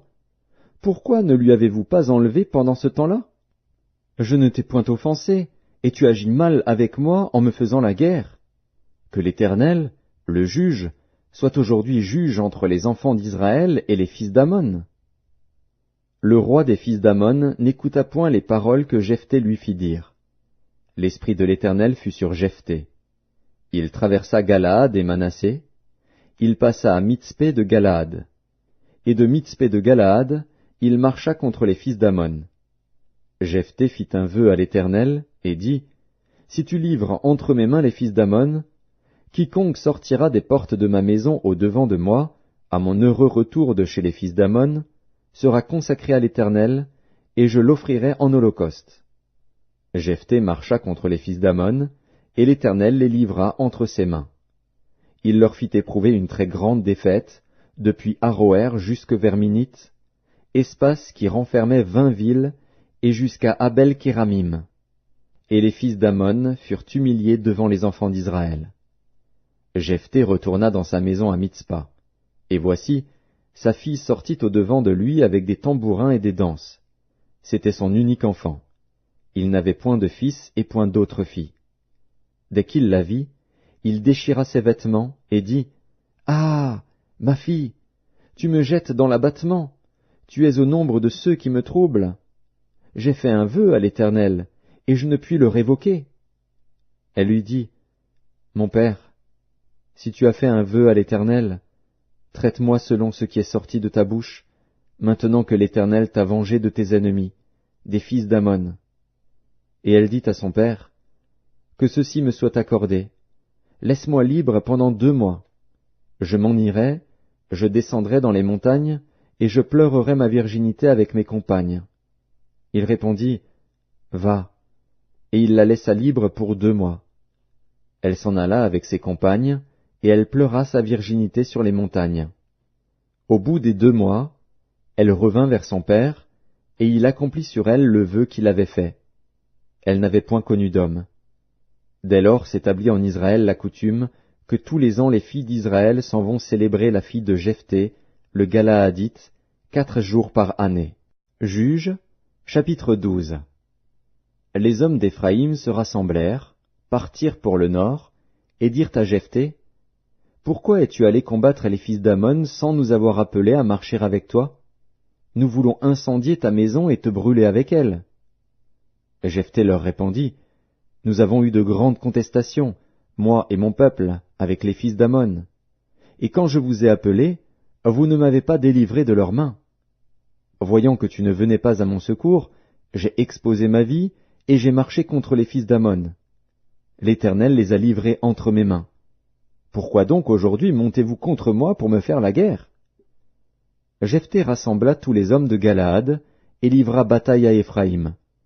Les hommes de Galaad battirent Éphraïm, parce que les Éphraïmites disaient, « Vous êtes des fugitifs d'Éphraïm. Galaad est au milieu d'Éphraïm, au milieu de Manassé. » Galaad s'empara des gués du Jourdain du côté d'Éphraïm. Et quand l'un des fuyards d'Éphraïm disait, « Laissez-moi passer !» les hommes de Galaad lui demandaient, « Es-tu Éphraïmite ?» Il répondait, « Non. » Il lui disait alors, « Eh bien, dis Shiboleth. » et il disait Siboleth, car il ne pouvait pas bien prononcer.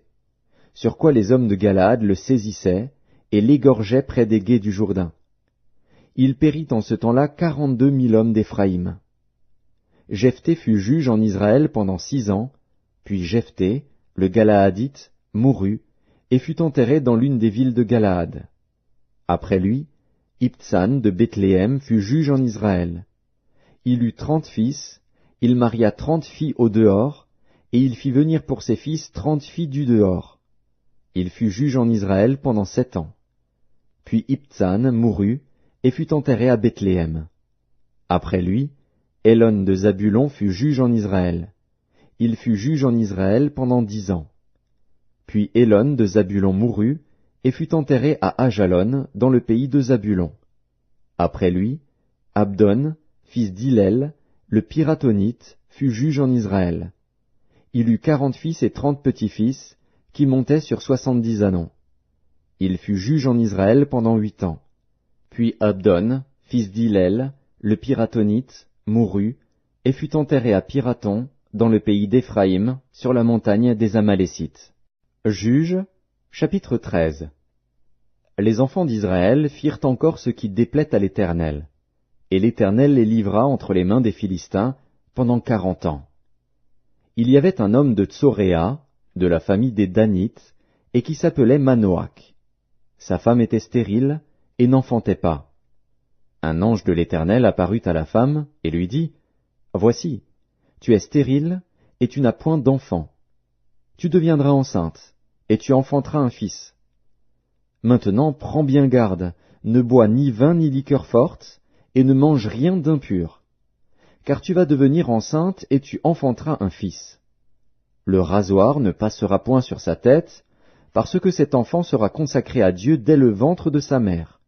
Et ce sera lui qui commencera à délivrer Israël de la main des Philistins. » La femme alla dire à son mari, « Un homme de Dieu est venu vers moi, et il avait l'aspect d'un ange de Dieu, un aspect redoutable. Je ne lui ai pas demandé d'où il était, et il ne m'a pas fait connaître son nom. Mais il m'a dit, « Tu vas devenir enceinte, et tu enfanteras un fils. Et maintenant ne bois ni vin ni liqueur forte, et ne mange rien d'impur, parce que cet enfant sera consacré à Dieu dès le ventre de sa mère jusqu'au jour de sa mort. » Manoach fit cette prière à l'Éternel. « Ah, Seigneur, que l'homme de Dieu que tu as envoyé vienne encore vers nous, et qu'il nous enseigne ce que nous devons faire pour l'enfant qui naîtra. » Dieu exauça la prière de Manoach, et l'ange de Dieu vint encore vers la femme. Elle était assise dans un champ, et Manoach, son mari, n'était pas avec elle. Elle courut promptement donner cette nouvelle à son mari, et lui dit, « Voici, l'homme qui était venu l'autre jour vers moi m'est apparu. » Manoach se leva, suivit sa femme, alla vers l'homme, et lui dit, « Est-ce toi qui as parlé à cette femme ?» Il répondit, « C'est moi. » Manoach dit, « Maintenant, si ta parole s'accomplit, que faudra-t-il observer à l'égard de l'enfant, et qui aura-t-il à faire ?» L'ange de l'Éternel répondit à Manoach, « La femme s'abstiendra de tout ce que je lui ai dit. Elle ne goûtera d'aucun produit de la vigne, elle ne boira ni vin ni liqueur forte, et elle ne mangera rien d'impur. Elle observera tout ce que je lui ai prescrit. » Manoach dit à l'ange de l'Éternel, « Permets-nous de te retenir, et de t'apprêter un chevreau. » L'ange de l'Éternel répondit à Manoach, « Quand tu me retiendrais, je ne mangerai pas de ton mets. Mais si tu veux faire un holocauste, tu l'offriras à l'Éternel. » Manoach ne savait point que ce fût un ange de l'Éternel. Et Manoach dit à l'ange de l'Éternel, « Quel est ton nom, afin que nous te rendions gloire, quand ta parole s'accomplira ?» L'ange de l'Éternel lui répondit, « Pourquoi demandes-tu mon nom? Il est merveilleux. » Manoach prit le chevreau et l'offrande, et fit un sacrifice à l'Éternel sur le rocher. Il s'opéra un prodige, pendant que Manoach et sa femme regardaient. Comme la flamme montait de dessus l'autel vers le ciel, l'ange de l'Éternel monta dans la flamme de l'autel. À cette vue, Manoach et sa femme tombèrent la face contre terre. L'ange de l'Éternel n'apparut plus à Manoach et à sa femme. Alors Manoach comprit que c'était l'ange de l'Éternel, et il dit à sa femme, « Nous allons mourir, car nous avons vu Dieu. » Sa femme lui répondit, « Si l'Éternel eût voulu nous faire mourir, il n'aurait pas pris de nos mains l'holocauste et l'offrande, il ne nous aurait pas fait voir tout cela, et il ne nous aurait pas maintenant fait entendre pareille chose. » La femme enfanta un fils, et lui donna le nom de Samson. L'enfant grandit, et l'Éternel le bénit. Et l'Esprit de l'Éternel commença à l'agiter à Machané-Dan, entre Tsoréa et Eshtaol. Juges, chapitre 14. Samson descendit à Timna, et il y vit une femme parmi les filles des Philistins.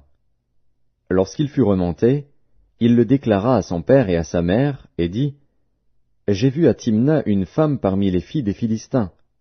Prenez-la maintenant pour ma femme. » Son père et sa mère lui dirent, « N'y a-t-il point de femme parmi les filles de tes frères et dans tout notre peuple, que tu ailles prendre une femme chez les Philistins, qui sont incirconcis? » Et Samson dit à son père, « Prends-la pour moi, car elle me plaît. » Son père et sa mère ne savaient pas que cela venait de l'Éternel, car Samson cherchait une occasion de dispute de la part des Philistins. En ce temps-là, les Philistins dominaient sur Israël. Samson descendit avec son père et sa mère à Timna. Lorsqu'ils arrivèrent aux vignes de Timna, voici, un jeune lion rugissant vint à sa rencontre. L'Esprit de l'Éternel saisit Samson, et, sans avoir rien à la main, Samson déchira le lion comme on déchire un chevreau. Il ne dit point à son père et à sa mère ce qu'il avait fait. Il descendit et parla à la femme, et elle lui plut. Quelque temps après, il se rendit de nouveau à Timna pour la prendre, et se détourna pour voir le cadavre du lion. Et voici, il y avait un essaim d'abeilles et du miel dans le corps du lion. Il prit entre ses mains le miel, dont il mangea pendant la route. Et lorsqu'il fut arrivé près de son père et de sa mère, il leur en donna, et ils en mangèrent. Mais il ne leur dit pas qu'il avait pris ce miel dans le corps du lion. Le père de Samson descendit chez la femme. Et là, Samson fit un festin, car c'était la coutume des jeunes gens.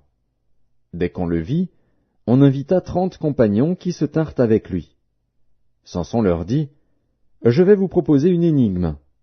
Si vous me l'expliquez pendant les 7 jours du festin, et si vous la découvrez, je vous donnerai 30 chemises et 30 vêtements de rechange. Mais si vous ne pouvez pas me l'expliquer, ce sera vous qui me donnerez 30 chemises et 30 vêtements de rechange. » Ils lui dirent, « Propose ton énigme, et nous l'écouterons. » Et il leur dit, « De celui qui mange est sorti ce qui se mange, et du fort est sorti le doux. » Pendant 3 jours, ils ne purent expliquer l'énigme. Le 7e jour, ils dirent à la femme de Samson, « Persuade à ton mari de nous expliquer l'énigme, sinon nous te brûlerons, toi et la maison de ton père. C'est pour nous dépouiller que vous nous avez invités, n'est-ce pas? » La femme de Samson pleurait auprès de lui, et disait, « Tu n'as pour moi que de la haine, et tu ne m'aimes pas. Tu as proposé une énigme aux enfants de mon peuple, et tu ne me l'as point expliquée. » Et il lui répondait, « Je ne l'ai expliqué ni à mon père ni à ma mère. Est-ce à toi que je l'expliquerai? » Elle pleura auprès de lui pendant les 7 jours que dura leur festin, et le 7e jour, il la lui expliqua, car elle le tourmentait. Et elle donna l'explication de l'énigme aux enfants de son peuple. Les gens de la ville dirent à Samson le 7e jour, avant le coucher du soleil, « Quoi de plus doux que le miel, et quoi de plus fort que le lion? » Et il leur dit, « Si vous n'aviez pas labouré avec ma génisse, vous n'auriez pas découvert mon énigme. » L'Esprit de l'Éternel le saisit, et il descendit à Ascalon. Il y tua 30 hommes, prit leurs dépouilles, et donna les vêtements de rechange à ceux qui avaient expliqué l'énigme.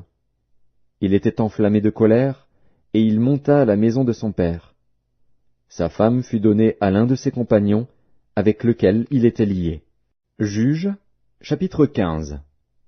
Quelque temps après, à l'époque de la moisson des blés, Samson alla voir sa femme, et lui porta un chevreau. Il dit, « Je veux entrer vers ma femme dans sa chambre. » Mais le père de sa femme ne lui permit pas d'entrer. « J'ai pensé, dit-il, que tu avais pour elle de la haine, et je l'ai donnée à ton compagnon. Est-ce que sa jeune sœur n'est pas plus belle qu'elle?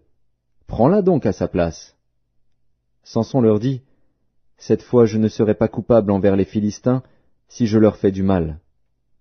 Samson s'en alla, il attrapa 300 renards, et prit des flambeaux. Puis il tourna queue contre queue, et mit un flambeau entre deux queues, au milieu. Il alluma les flambeaux, lâcha les renards dans les blés des Philistins, et embrasa les tas de gerbes, le blé sur pied, et jusqu'aux plantations d'oliviers. Les Philistins dirent, « Qui a fait cela ?» On répondit, « Samson, le gendre du Timnien, parce que celui-ci lui a pris sa femme et l'a donnée à son compagnon. » Et les Philistins montèrent, et ils la brûlèrent, elle et son père. Samson leur dit, « Est-ce ainsi que vous agissez? Je ne cesserai qu'après m'être vengé de vous. » Il les battit rudement, dos et ventre. Puis il descendit et se retira dans la caverne du rocher d'Étam. Alors les Philistins se mirent en marche, campèrent en Juda, et s'étendirent jusqu'à Léchi. Les hommes de Juda dirent, « Pourquoi êtes-vous montés contre nous ?» Ils répondirent, « Nous sommes montés pour lier Samson, afin de le traiter comme il nous a traités. » Sur quoi 3000 hommes de Juda descendirent à la caverne du rocher d'Étam, et dirent à Samson, « Ne sais-tu pas que les Philistins dominent sur nous? Que nous as-tu donc fait ?» Il leur répondit, « Je les ai traités comme ils m'ont traité. » Ils lui dirent, « Nous sommes descendus pour te lier, afin de te livrer entre les mains des Philistins. » Samson leur dit, « Jurez-moi que vous ne me tuerez pas. » Ils lui répondirent, « Non, nous voulons seulement te lier et te livrer entre leurs mains, mais nous ne te ferons pas mourir. » Et ils le lièrent avec 2 cordes neuves et le firent sortir du rocher. Lorsqu'il arriva à Léchi, les Philistins poussèrent des cris à sa rencontre. Alors l'Esprit de l'Éternel le saisit. Les cordes qu'il avait au bras devinrent comme du lin brûlé par le feu, et ses liens tombèrent de ses mains. Il trouva une mâchoire d'âne fraîche, il étendit sa main pour la prendre, et il en tua 1000 hommes. Et Samson dit, « Avec une mâchoire d'âne, un monceau, 2 monceaux. Avec une mâchoire d'âne, j'ai tué 1000 hommes. » Quand il eut achevé de parler, il jeta de sa main la mâchoire. Et l'on appela ce lieu Ramath-Léchi. Pressé par la soif, il invoqua l'Éternel et dit, « C'est toi qui as permis par la main de ton serviteur cette grande délivrance. Et maintenant mourrai-je de soif, et tomberai-je entre les mains des incirconcis ?» Dieu fendit la cavité du rocher qui est à Léchi, et il en sortit de l'eau. Samson but, son esprit se ranima, et il reprit vie. C'est de là qu'on a appelé cette source En-Akkoré. Elle existe encore aujourd'hui à Léchi. Samson fut juge en Israël, au temps des Philistins, pendant 20 ans. Juges, chapitre 16. Samson partit pour Gaza. Il y vit une femme prostituée, et il entra chez elle. On dit aux gens de Gaza, « Samson est arrivé ici. » Et ils l'environnèrent, et se tinrent en embuscade toute la nuit à la porte de la ville. Ils restèrent tranquilles toute la nuit, disant, « Au point du jour, nous le tuerons. » Samson demeura couché jusqu'à minuit.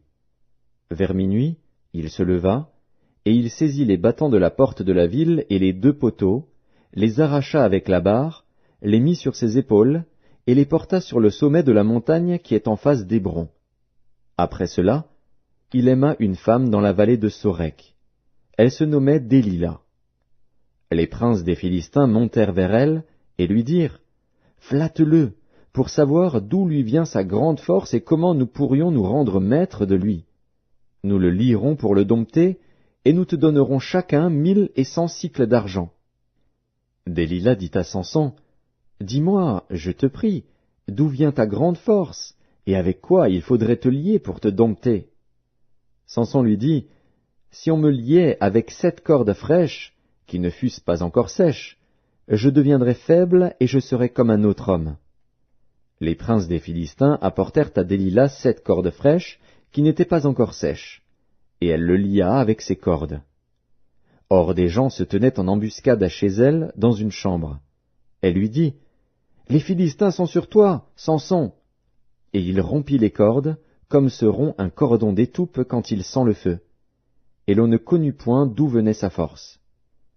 Délila dit à Samson, « Voici, tu t'es joué de moi, tu m'as dit des mensonges. » Maintenant, je te prie, indique-moi avec quoi il faut te lier. Il lui dit, si on me liait avec des cordes neuves, dont on ne se fût jamais servi, je deviendrais faible et je serais comme un autre homme. Délila prit des cordes neuves, avec lesquelles elle le lia. Puis elle lui dit, les Philistins sont sur toi, Samson. Or des gens se tenaient en embuscade dans une chambre, et il rompit comme un fil les cordes qu'il avait au bras. Délila dit à Samson, jusqu'à présent tu t'es joué de moi, tu m'as dit des mensonges. Déclare-moi avec quoi il faut te lier. Il lui dit, tu n'as qu'à tisser les 7 tresses de ma tête avec la chaîne du tissu. Et elle les fixa par la cheville, puis elle lui dit, les Philistins sont sur toi, Samson. Et il se réveilla de son sommeil, et il arracha la cheville du tissu et le tissu. Elle lui dit, comment peux-tu dire, je t'aime, puisque ton cœur n'est pas avec moi? Voilà 3 fois que tu t'es joué de moi, et tu ne m'as pas déclaré d'où vient ta grande force.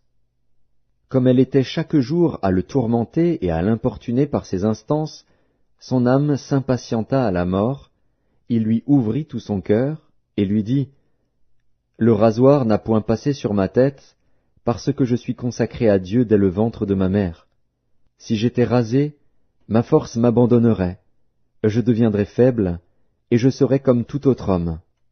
Délila, voyant qu'il lui avait ouvert tout son cœur, envoya appeler les princes des Philistins, et leur fit dire, montez cette fois, car il m'a ouvert tout son cœur. Et les princes des Philistins montèrent vers elle, et apportèrent l'argent dans leurs mains. Elle l'endormit sur ses genoux, et ayant appelé un homme, elle rasa les 7 tresses de la tête de Samson, et commença ainsi à le dompter. Il perdit sa force. Elle dit alors, les Philistins sont sur toi, Samson. Et il se réveilla de son sommeil, et dit, je m'en tirerai comme les autres fois, et je me dégagerai. Il ne savait pas que l'Éternel s'était retiré de lui. Les Philistins le saisirent, et lui crevèrent les yeux. Ils le firent descendre à Gaza, et le lièrent avec des chaînes d'airain. Il tournait la meule dans la prison. Cependant les cheveux de sa tête recommençaient à croître, depuis qu'il avait été rasé. Or les princes des Philistins s'assemblèrent pour offrir un grand sacrifice à Dagon, leur dieu, et pour se réjouir. Ils disaient, notre Dieu a livré entre nos mains Samson, notre ennemi. Et quand le peuple le vit, ils célébrèrent leur Dieu, en disant, notre Dieu a livré entre nos mains notre ennemi, celui qui ravageait notre pays, et qui multipliait nos morts.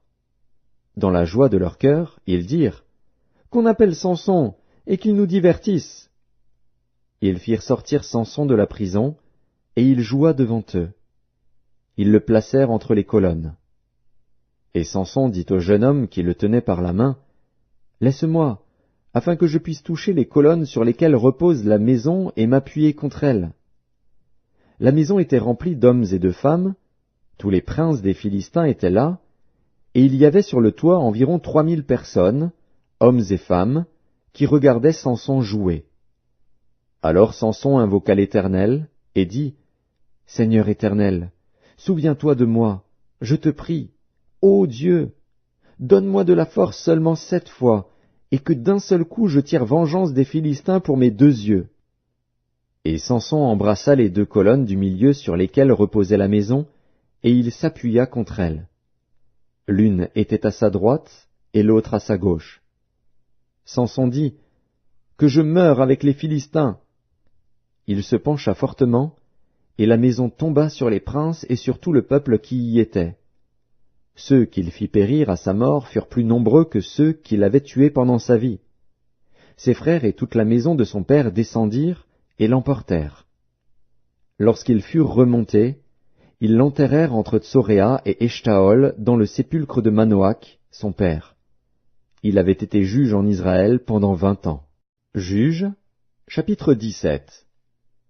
Il y avait un homme de la montagne d'Éphraïm, nommé Mika.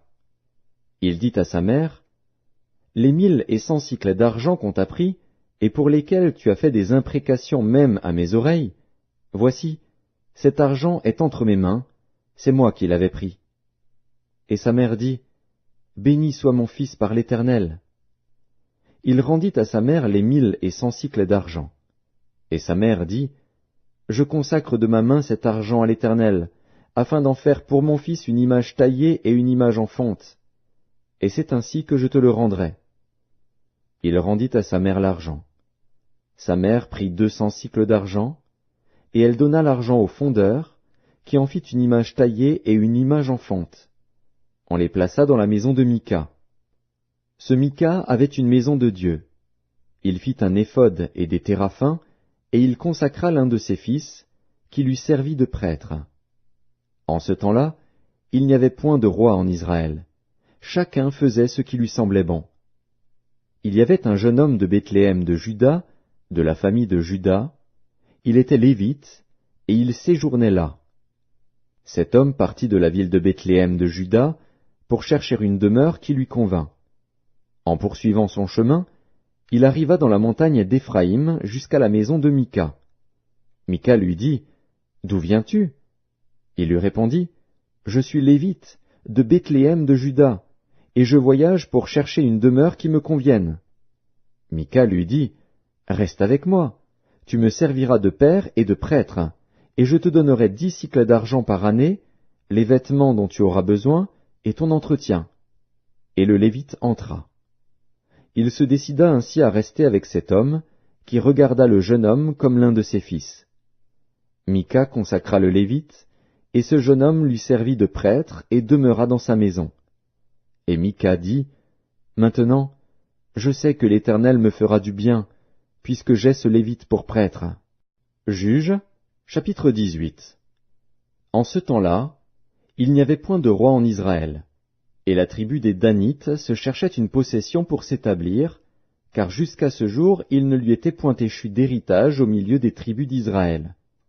Les fils de Dan prirent sur eux tous, parmi leurs familles, 5 hommes vaillants, qu'ils envoyèrent de Tsoréa et d'Eshtaol, pour explorer le pays et pour l'examiner. Ils leur dirent, « Allez, examinez le pays. » Ils arrivèrent dans la montagne d'Éphraïm jusqu'à la maison de Mika, et ils y passèrent la nuit. Comme ils étaient près de la maison de Mika, ils reconnurent la voix du jeune Lévite, s'approchèrent et lui dirent, « Qui t'a amené ici? Que fais-tu dans ce lieu? Et qu'as-tu ici? » Il leur répondit, « Mika fait pour moi telle et telle chose, il me donne un salaire, et je lui sers de prêtre. » Ils lui dirent, « Consulte Dieu, afin que nous sachions si notre voyage aura du succès. » Et le prêtre leur répondit, « Allez en paix. Le voyage que vous faites est sous le regard de l'Éternel. » Les 5 hommes partirent, et ils arrivèrent à Laïs. Ils virent le peuple qui y était vivant en sécurité à la manière des Sidoniens, tranquille et sans inquiétude. Il n'y avait dans le pays personne qui leur fît le moindre outrage en dominant sur eux. Ils étaient éloignés des Sidoniens, et ils n'avaient pas de liaison avec d'autres hommes. Ils revinrent auprès de leurs frères à Tsoréa et Eshtaol, et leurs frères leur dirent, « Quelle nouvelle apportez-vous » ? « Allons, répondirent-ils, montons contre eux, car nous avons vu le pays, et voici, il est très bon. » « Quoi? Vous restez sans rien dire? Ne soyez point paresseux à vous mettre en marche pour aller prendre possession de ce pays. Quand vous y entrerez, vous arriverez vers un peuple en sécurité. Le pays est vaste, et Dieu l'a livré entre vos mains. C'est un lieu où rien ne manque de tout ce qui est sur la terre. 600 hommes de la famille de Dan partirent de Tsoréa et d'Eshtaol, munis de leurs armes de guerre. Ils montèrent et campèrent à Kirjat-Jéarim en Juda. C'est pourquoi ce lieu, qui est derrière Kirjat-Jéarim, a été appelé jusqu'à ce jour Makhanedan. Ils passèrent de là dans la montagne d'Éphraïm, et ils arrivèrent jusqu'à la maison de Mika. Alors les 5 hommes qui étaient allés pour explorer le pays de Laïs prirent la parole et dirent à leurs frères, « Savez-vous qu'il y a dans ces maisons-là un éphod, des téraphins, une image taillée et une image en fonte? Voyez maintenant ce que vous avez à faire. » Ils s'approchèrent de là, entrèrent dans la maison du jeune Lévite, dans la maison de Mika, et lui demandèrent comment il se portait. Les 600 hommes d'entre les fils de Dan, munis de leurs armes de guerre, se tenaient à l'entrée de la porte. Et les 5 hommes qui étaient allés pour explorer le pays montèrent et entrèrent dans la maison. ils prirent l'image taillée, l'éphod, les téraphins et l'image en fonte, pendant que le prêtre était à l'entrée de la porte avec les 600 hommes munis de leurs armes de guerre. Lorsqu'ils furent entrés dans la maison de Mika, et qu'ils eurent pris l'image taillée, l'éphod, les téraphins et l'image en fonte, le prêtre leur dit, « Que faites-vous » Ils lui répondirent, « Tais-toi, mets ta main sur ta bouche, et viens avec nous. Tu nous serviras de père et de prêtre. Vaut-il mieux que tu serves de prêtre à la maison d'un seul homme, ou que tu serves de prêtre à une tribu et à une famille en Israël » Le prêtre éprouva de la joie dans son cœur. Il prit l'éphod, les téraphins et l'image taillée, et se joignit à la troupe. Ils se remirent en route et partirent, en plaçant devant eux les enfants, le bétail et les bagages. Comme ils étaient déjà loin de la maison de Mika, les gens qui habitaient les maisons voisines de celle de Mika se rassemblèrent et poursuivirent les fils de Dan. Ils appelèrent les fils de Dan, qui se retournèrent et dirent à Mika, « Qu'as-tu? Et que signifie ce rassemblement » Il répondit, « Mes dieux que j'avais faits, vous les avez enlevés avec le prêtre et vous êtes partis. Que me reste-t-il? Comment donc pouvez-vous me dire, qu'as-tu » Les fils de Dan lui dirent, « Ne fais pas entendre ta voix près de nous, sinon des hommes irrités se jetteront sur vous, et tu causeras ta perte et celle de ta maison. » Et les fils de Dan continuèrent leur route. Mika, voyant qu'ils étaient plus forts que lui, s'en retourna et revint dans sa maison. Ils enlevèrent ainsi ce qu'avait fait Mika et emmenèrent le prêtre qui était à son service, et ils tombèrent sur Laïs, sur un peuple tranquille et en sécurité. Ils le passèrent au fil de l'épée, et ils brûlèrent la ville. Personne ne la délivra, car elle était éloignée de Sidon, et ses habitants n'avaient pas de liaison avec d'autres hommes. Elle était dans la vallée qui s'étend vers Beth-Rehob. Les fils de Dan rebâtirent la ville, et y habitèrent. Ils l'appelèrent Dan, d'après le nom de Dan, leur père, qui était né à Israël, mais la ville s'appelait auparavant Laïs.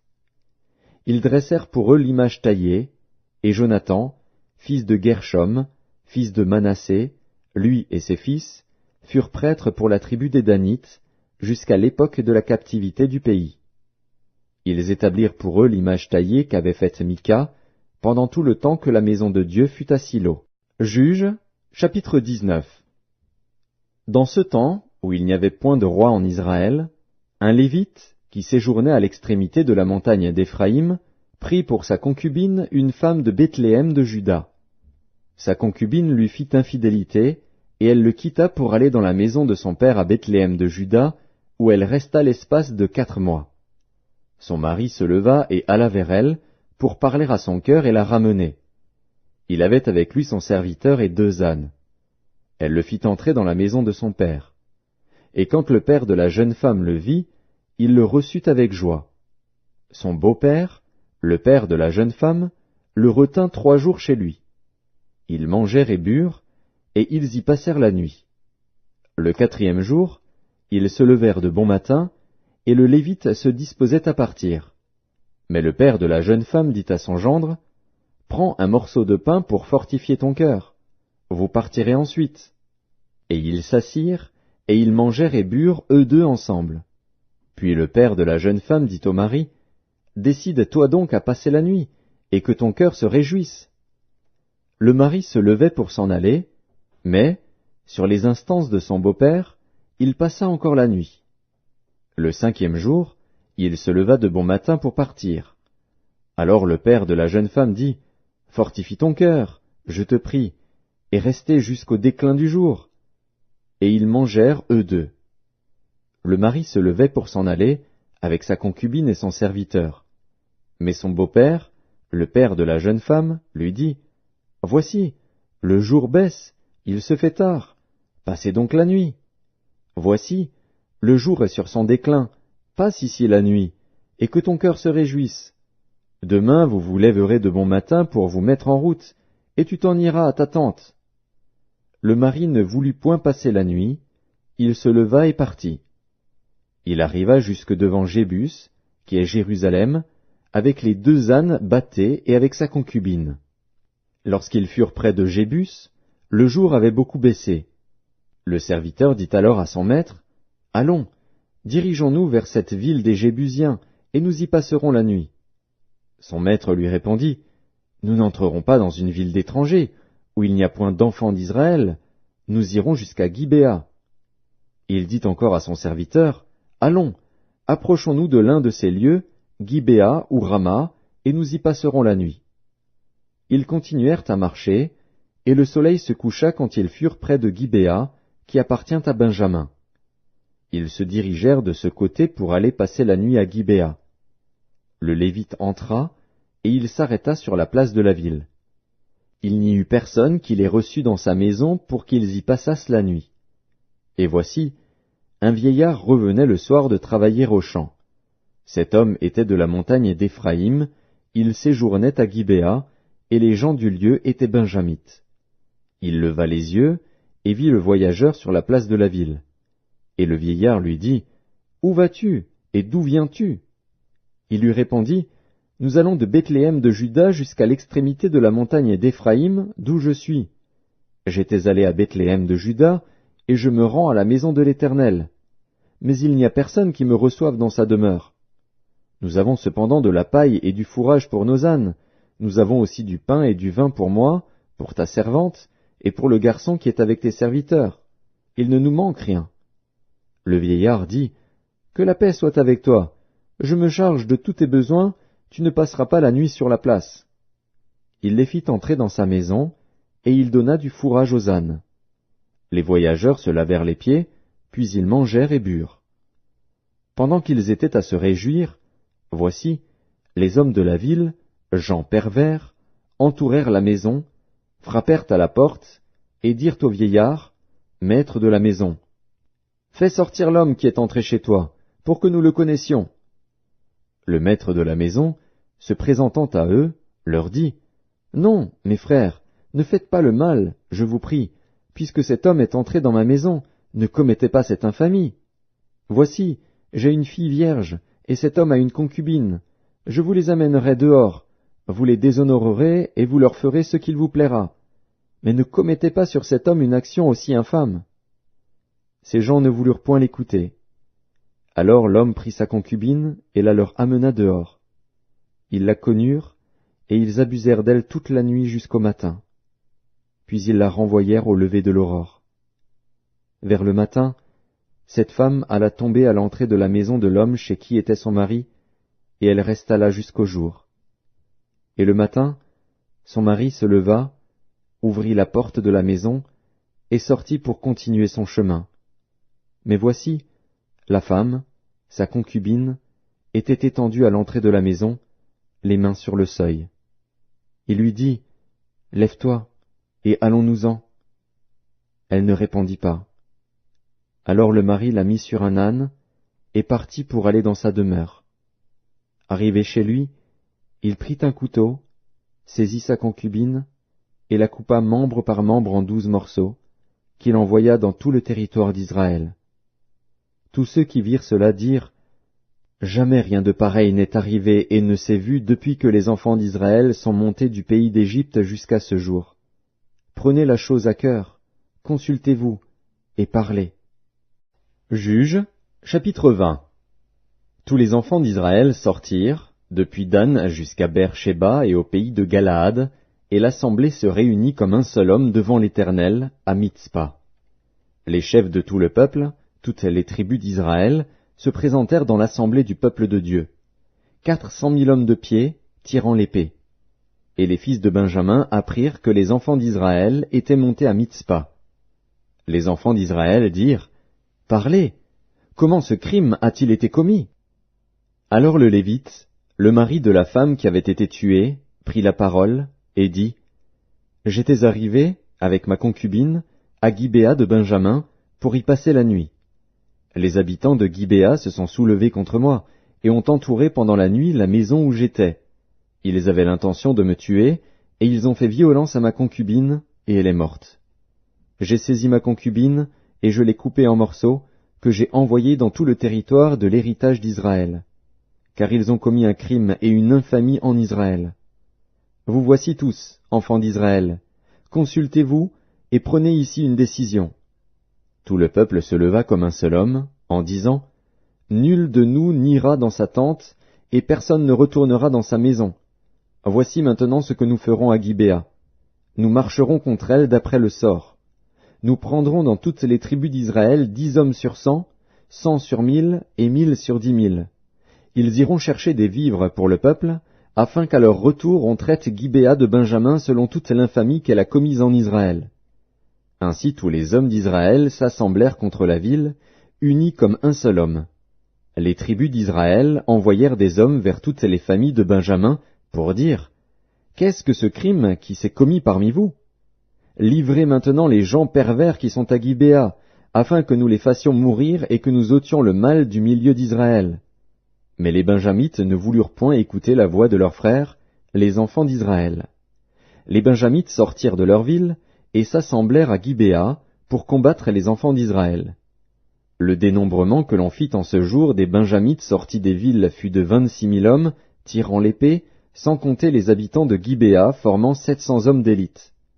Parmi tout ce peuple, il y avait 700 hommes d'élite qui ne se servaient pas de la main droite. Tout cela pouvait, en lançant une pierre avec la fronde, viser à un cheveu sans le manquer. On fit aussi le dénombrement des hommes d'Israël, non compris ceux de Benjamin, et l'on en trouva 400 000 tirant l'épée, tous gens de guerre. Et les enfants d'Israël se levèrent, montèrent à Béthel, et consultèrent Dieu, en disant « Qui de nous montera le premier pour combattre les fils de Benjamin ?» L'Éternel répondit « Juda montera le premier. » Dès le matin, les enfants d'Israël se mirent en marche, et ils campèrent près de Gibéa. Et les hommes d'Israël s'avancèrent pour combattre ceux de Benjamin, et ils se rangèrent en bataille contre eux devant Gibéa. Les fils de Benjamin sortirent de Gibéa, et ils étendirent sur le sol ce jour-là 22 000 hommes d'Israël. Le peuple, les hommes d'Israël reprirent courage, et ils se rangèrent de nouveau en bataille dans le lieu où ils s'étaient placés le premier jour. Et les enfants d'Israël montèrent, et ils pleurèrent devant l'Éternel jusqu'au soir. Ils consultèrent l'Éternel, en disant, « Dois-je m'avancer encore pour combattre les fils de Benjamin, mon frère ?» L'Éternel répondit, « Montez contre lui. » Les enfants d'Israël s'avancèrent contre les fils de Benjamin le second jour. Et ce même jour, les Benjamites sortirent de Gibéa à leur rencontre, et ils étendirent encore sur le sol 18 000 hommes des enfants d'Israël, tous tirant l'épée. Tous les enfants d'Israël et tout le peuple montèrent et vinrent à Béthel. Ils pleurèrent et restèrent là devant l'Éternel, ils jeûnèrent en ce jour jusqu'au soir, et ils offrirent des holocaustes et des sacrifices d'action de grâce devant l'Éternel. Et les enfants d'Israël consultèrent l'Éternel, c'était là que se trouvait alors l'arche de l'alliance de Dieu, et c'était Phiné, fils d'Éléazar, fils d'Aaron, qui se tenait à cette époque en présence de Dieu, et ils dirent, « Dois-je marcher encore pour combattre les fils de Benjamin, mon frère, ou dois-je m'en abstenir ?» L'Éternel répondit, « Montez, car demain je les livrerai entre vos mains. » Alors Israël plaça une embuscade autour de Gibéa. Les enfants d'Israël montèrent contre les fils de Benjamin, le troisième jour, et ils se rangèrent en bataille devant Gibéa, comme les autres fois. Et les fils de Benjamin sortirent à la rencontre du peuple, et ils se laissèrent attirer loin de la ville. Ils commencèrent à frapper à mort parmi le peuple, comme les autres fois, sur les routes dont l'une monte à Béthel et l'autre à Gibéa par la campagne, et ils tuèrent environ 30 hommes d'Israël. Les fils de Benjamin disaient, « Les voilà battus devant nous comme auparavant. » Mais les enfants d'Israël disaient, « Fuyons, et attirons-les loin de la ville dans les chemins. » Tous les hommes d'Israël quittèrent leur position, et se rangèrent à Baal-Tamar. Et l'embuscade d'Israël s'élança du lieu où elle était, de Maharé-Gibéa. 10 000 hommes choisis sur tout Israël arrivèrent devant Gibéa. Le combat fut rude, et les Benjamites ne se doutaient pas du désastre qu'ils allaient éprouver. L'Éternel battit Benjamin devant Israël, et les enfants d'Israël tuèrent ce jour-là 25 100 hommes de Benjamin, tous tirant l'épée. Les fils de Benjamin regardaient comme battus les hommes d'Israël, qui cédaient du terrain à Benjamin et se reposaient sur l'embuscade qu'ils avaient placée contre Gibéa. Les gens en embuscade se jetèrent promptement sur Gibéa, ils se portèrent en avant et frappèrent toute la ville du tranchant de l'épée. Suivant un signal convenu avec les hommes d'Israël, ceux de l'embuscade devaient faire monter de la ville une épaisse fumée. Les hommes d'Israël firent alors volte-face dans la bataille. les Benjamites leur avaient tué déjà environ 30 hommes, et ils disaient, « Certainement les voilà battus devant nous comme dans le premier combat. » Cependant une épaisse colonne de fumée commençait à s'élever de la ville. Les Benjamites regardèrent derrière eux, et voici, de la ville entière les flammes montaient vers le ciel. Les hommes d'Israël avaient fait volte-face, et ceux de Benjamin furent épouvantés, en voyant le désastre qui allait les atteindre. Ils tournèrent le dos devant les hommes d'Israël, et s'enfuirent par le chemin du désert. Mais les assaillants s'attachèrent à leurs pas, et ils détruisirent pendant le trajet ceux qui étaient sortis des villes. Ils enveloppèrent Benjamin, le poursuivirent, l'écrasèrent dès qu'il voulait se reposer, jusqu'en face de Gibéa, du côté du soleil levant. Il tomba 18 000 hommes de Benjamin, tous vaillants. Parmi ceux qui tournèrent le dos pour s'enfuir vers le désert au rocher de Rimon, les hommes d'Israël en firent périr 5 000 sur les routes. Ils les poursuivirent jusqu'à Gidéom, et ils en tuèrent 2 000. Le nombre total des Benjamites qui périrent ce jour-là fut de 25 000 hommes tirant l'épée, tous vaillants. 600 hommes, qui avaient tourné le dos et qui s'étaient enfuis vers le désert au rocher de Rimon, demeurèrent là pendant 4 mois. Les hommes d'Israël revinrent vers les fils de Benjamin, et ils les frappèrent du tranchant de l'épée, depuis les hommes des villes jusqu'au bétail, et tout ce que l'on trouva. Ils mirent aussi le feu à toutes les villes qui existaient. Juges, chapitre 21. Les hommes d'Israël avaient juré à Mitzpa, en disant, « Aucun de nous ne donnera sa fille pour femme à un Benjamite. » Le peuple vint à Béthel, et il y resta devant Dieu jusqu'au soir. Ils élevèrent la voix, ils versèrent d'abondantes larmes, et ils dirent, « Ô Éternel, Dieu d'Israël, pourquoi est-il arrivé en Israël qu'il manque aujourd'hui une tribu d'Israël ?» Le lendemain, le peuple se leva de bon matin. Ils bâtirent là un autel, et ils offrirent des holocaustes et des sacrifices d'action de grâce. Les enfants d'Israël dirent, « Quel est celui d'entre toutes les tribus d'Israël qui n'est pas monté à l'assemblée devant l'Éternel ? Car on avait fait un serment solennel contre quiconque ne monterait pas vers l'Éternel à Mitzpa, on avait dit, il sera puni de mort. » Les enfants d'Israël éprouvaient du repentir au sujet de Benjamin, leur frère, et ils disaient, « Aujourd'hui une tribu a été retranchée d'Israël. Que ferons-nous pour procurer des femmes à ceux qui ont survécu, puisque nous avons juré par l'Éternel de ne pas leur donner de nos filles pour femmes ?» Ils dirent donc, « Y a-t-il quelqu'un d'entre les tribus d'Israël qui ne soit pas monté vers l'Éternel à Mitzpa ?» Et voici, personne de Jabès en Galaad n'était venu au camp, à l'assemblée. On fit le dénombrement du peuple, et il n'y avait là aucun des habitants de Jabès en Galaad. Alors l'assemblée envoya contre eux 12 000 soldats, en leur donnant cet ordre, « Allez, et frappez du tranchant de l'épée les habitants de Jabès en Galaad, avec les femmes et les enfants. Voici ce que vous ferez. Vous dévouerez par interdit tout mâle et toute femme qui a connu la couche d'un homme. » Ils trouvèrent parmi les habitants de Jabès en Galaad 400 jeunes filles vierges qui n'avaient point connu d'homme en couchant avec lui, et ils les amenèrent dans le camp à Silo, qui est au pays de Canaan. Toute l'assemblée envoya des messagers pour parler aux fils de Benjamin qui étaient au rocher de Rimon, et pour leur annoncer la paix. En ce temps-là, les Benjamites revinrent, et on leur donna les femmes à qui l'on avait laissé la vie parmi les femmes de Jabès en Galaad. Mais il n'y en avait pas assez pour eux. Le peuple éprouvait du repentir au sujet de Benjamin, car l'Éternel avait fait une brèche dans les tribus d'Israël. Les anciens de l'assemblée dirent, « Que ferons-nous pour procurer des femmes à ceux qui restent, puisque les femmes de Benjamin ont été détruites ?» Et ils dirent, « Que les réchappés de Benjamin conservent leur héritage, afin qu'une tribu ne soit pas effacée d'Israël.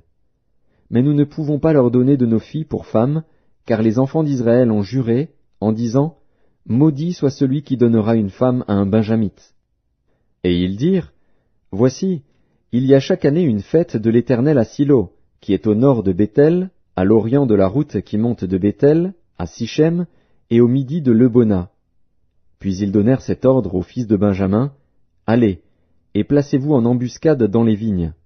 Vous regarderez, et voici, lorsque les filles de Silo sortiront pour danser, vous sortirez des vignes, vous enlèverez chacun une des filles de Silo pour en faire votre femme, et vous vous en irez dans le pays de Benjamin.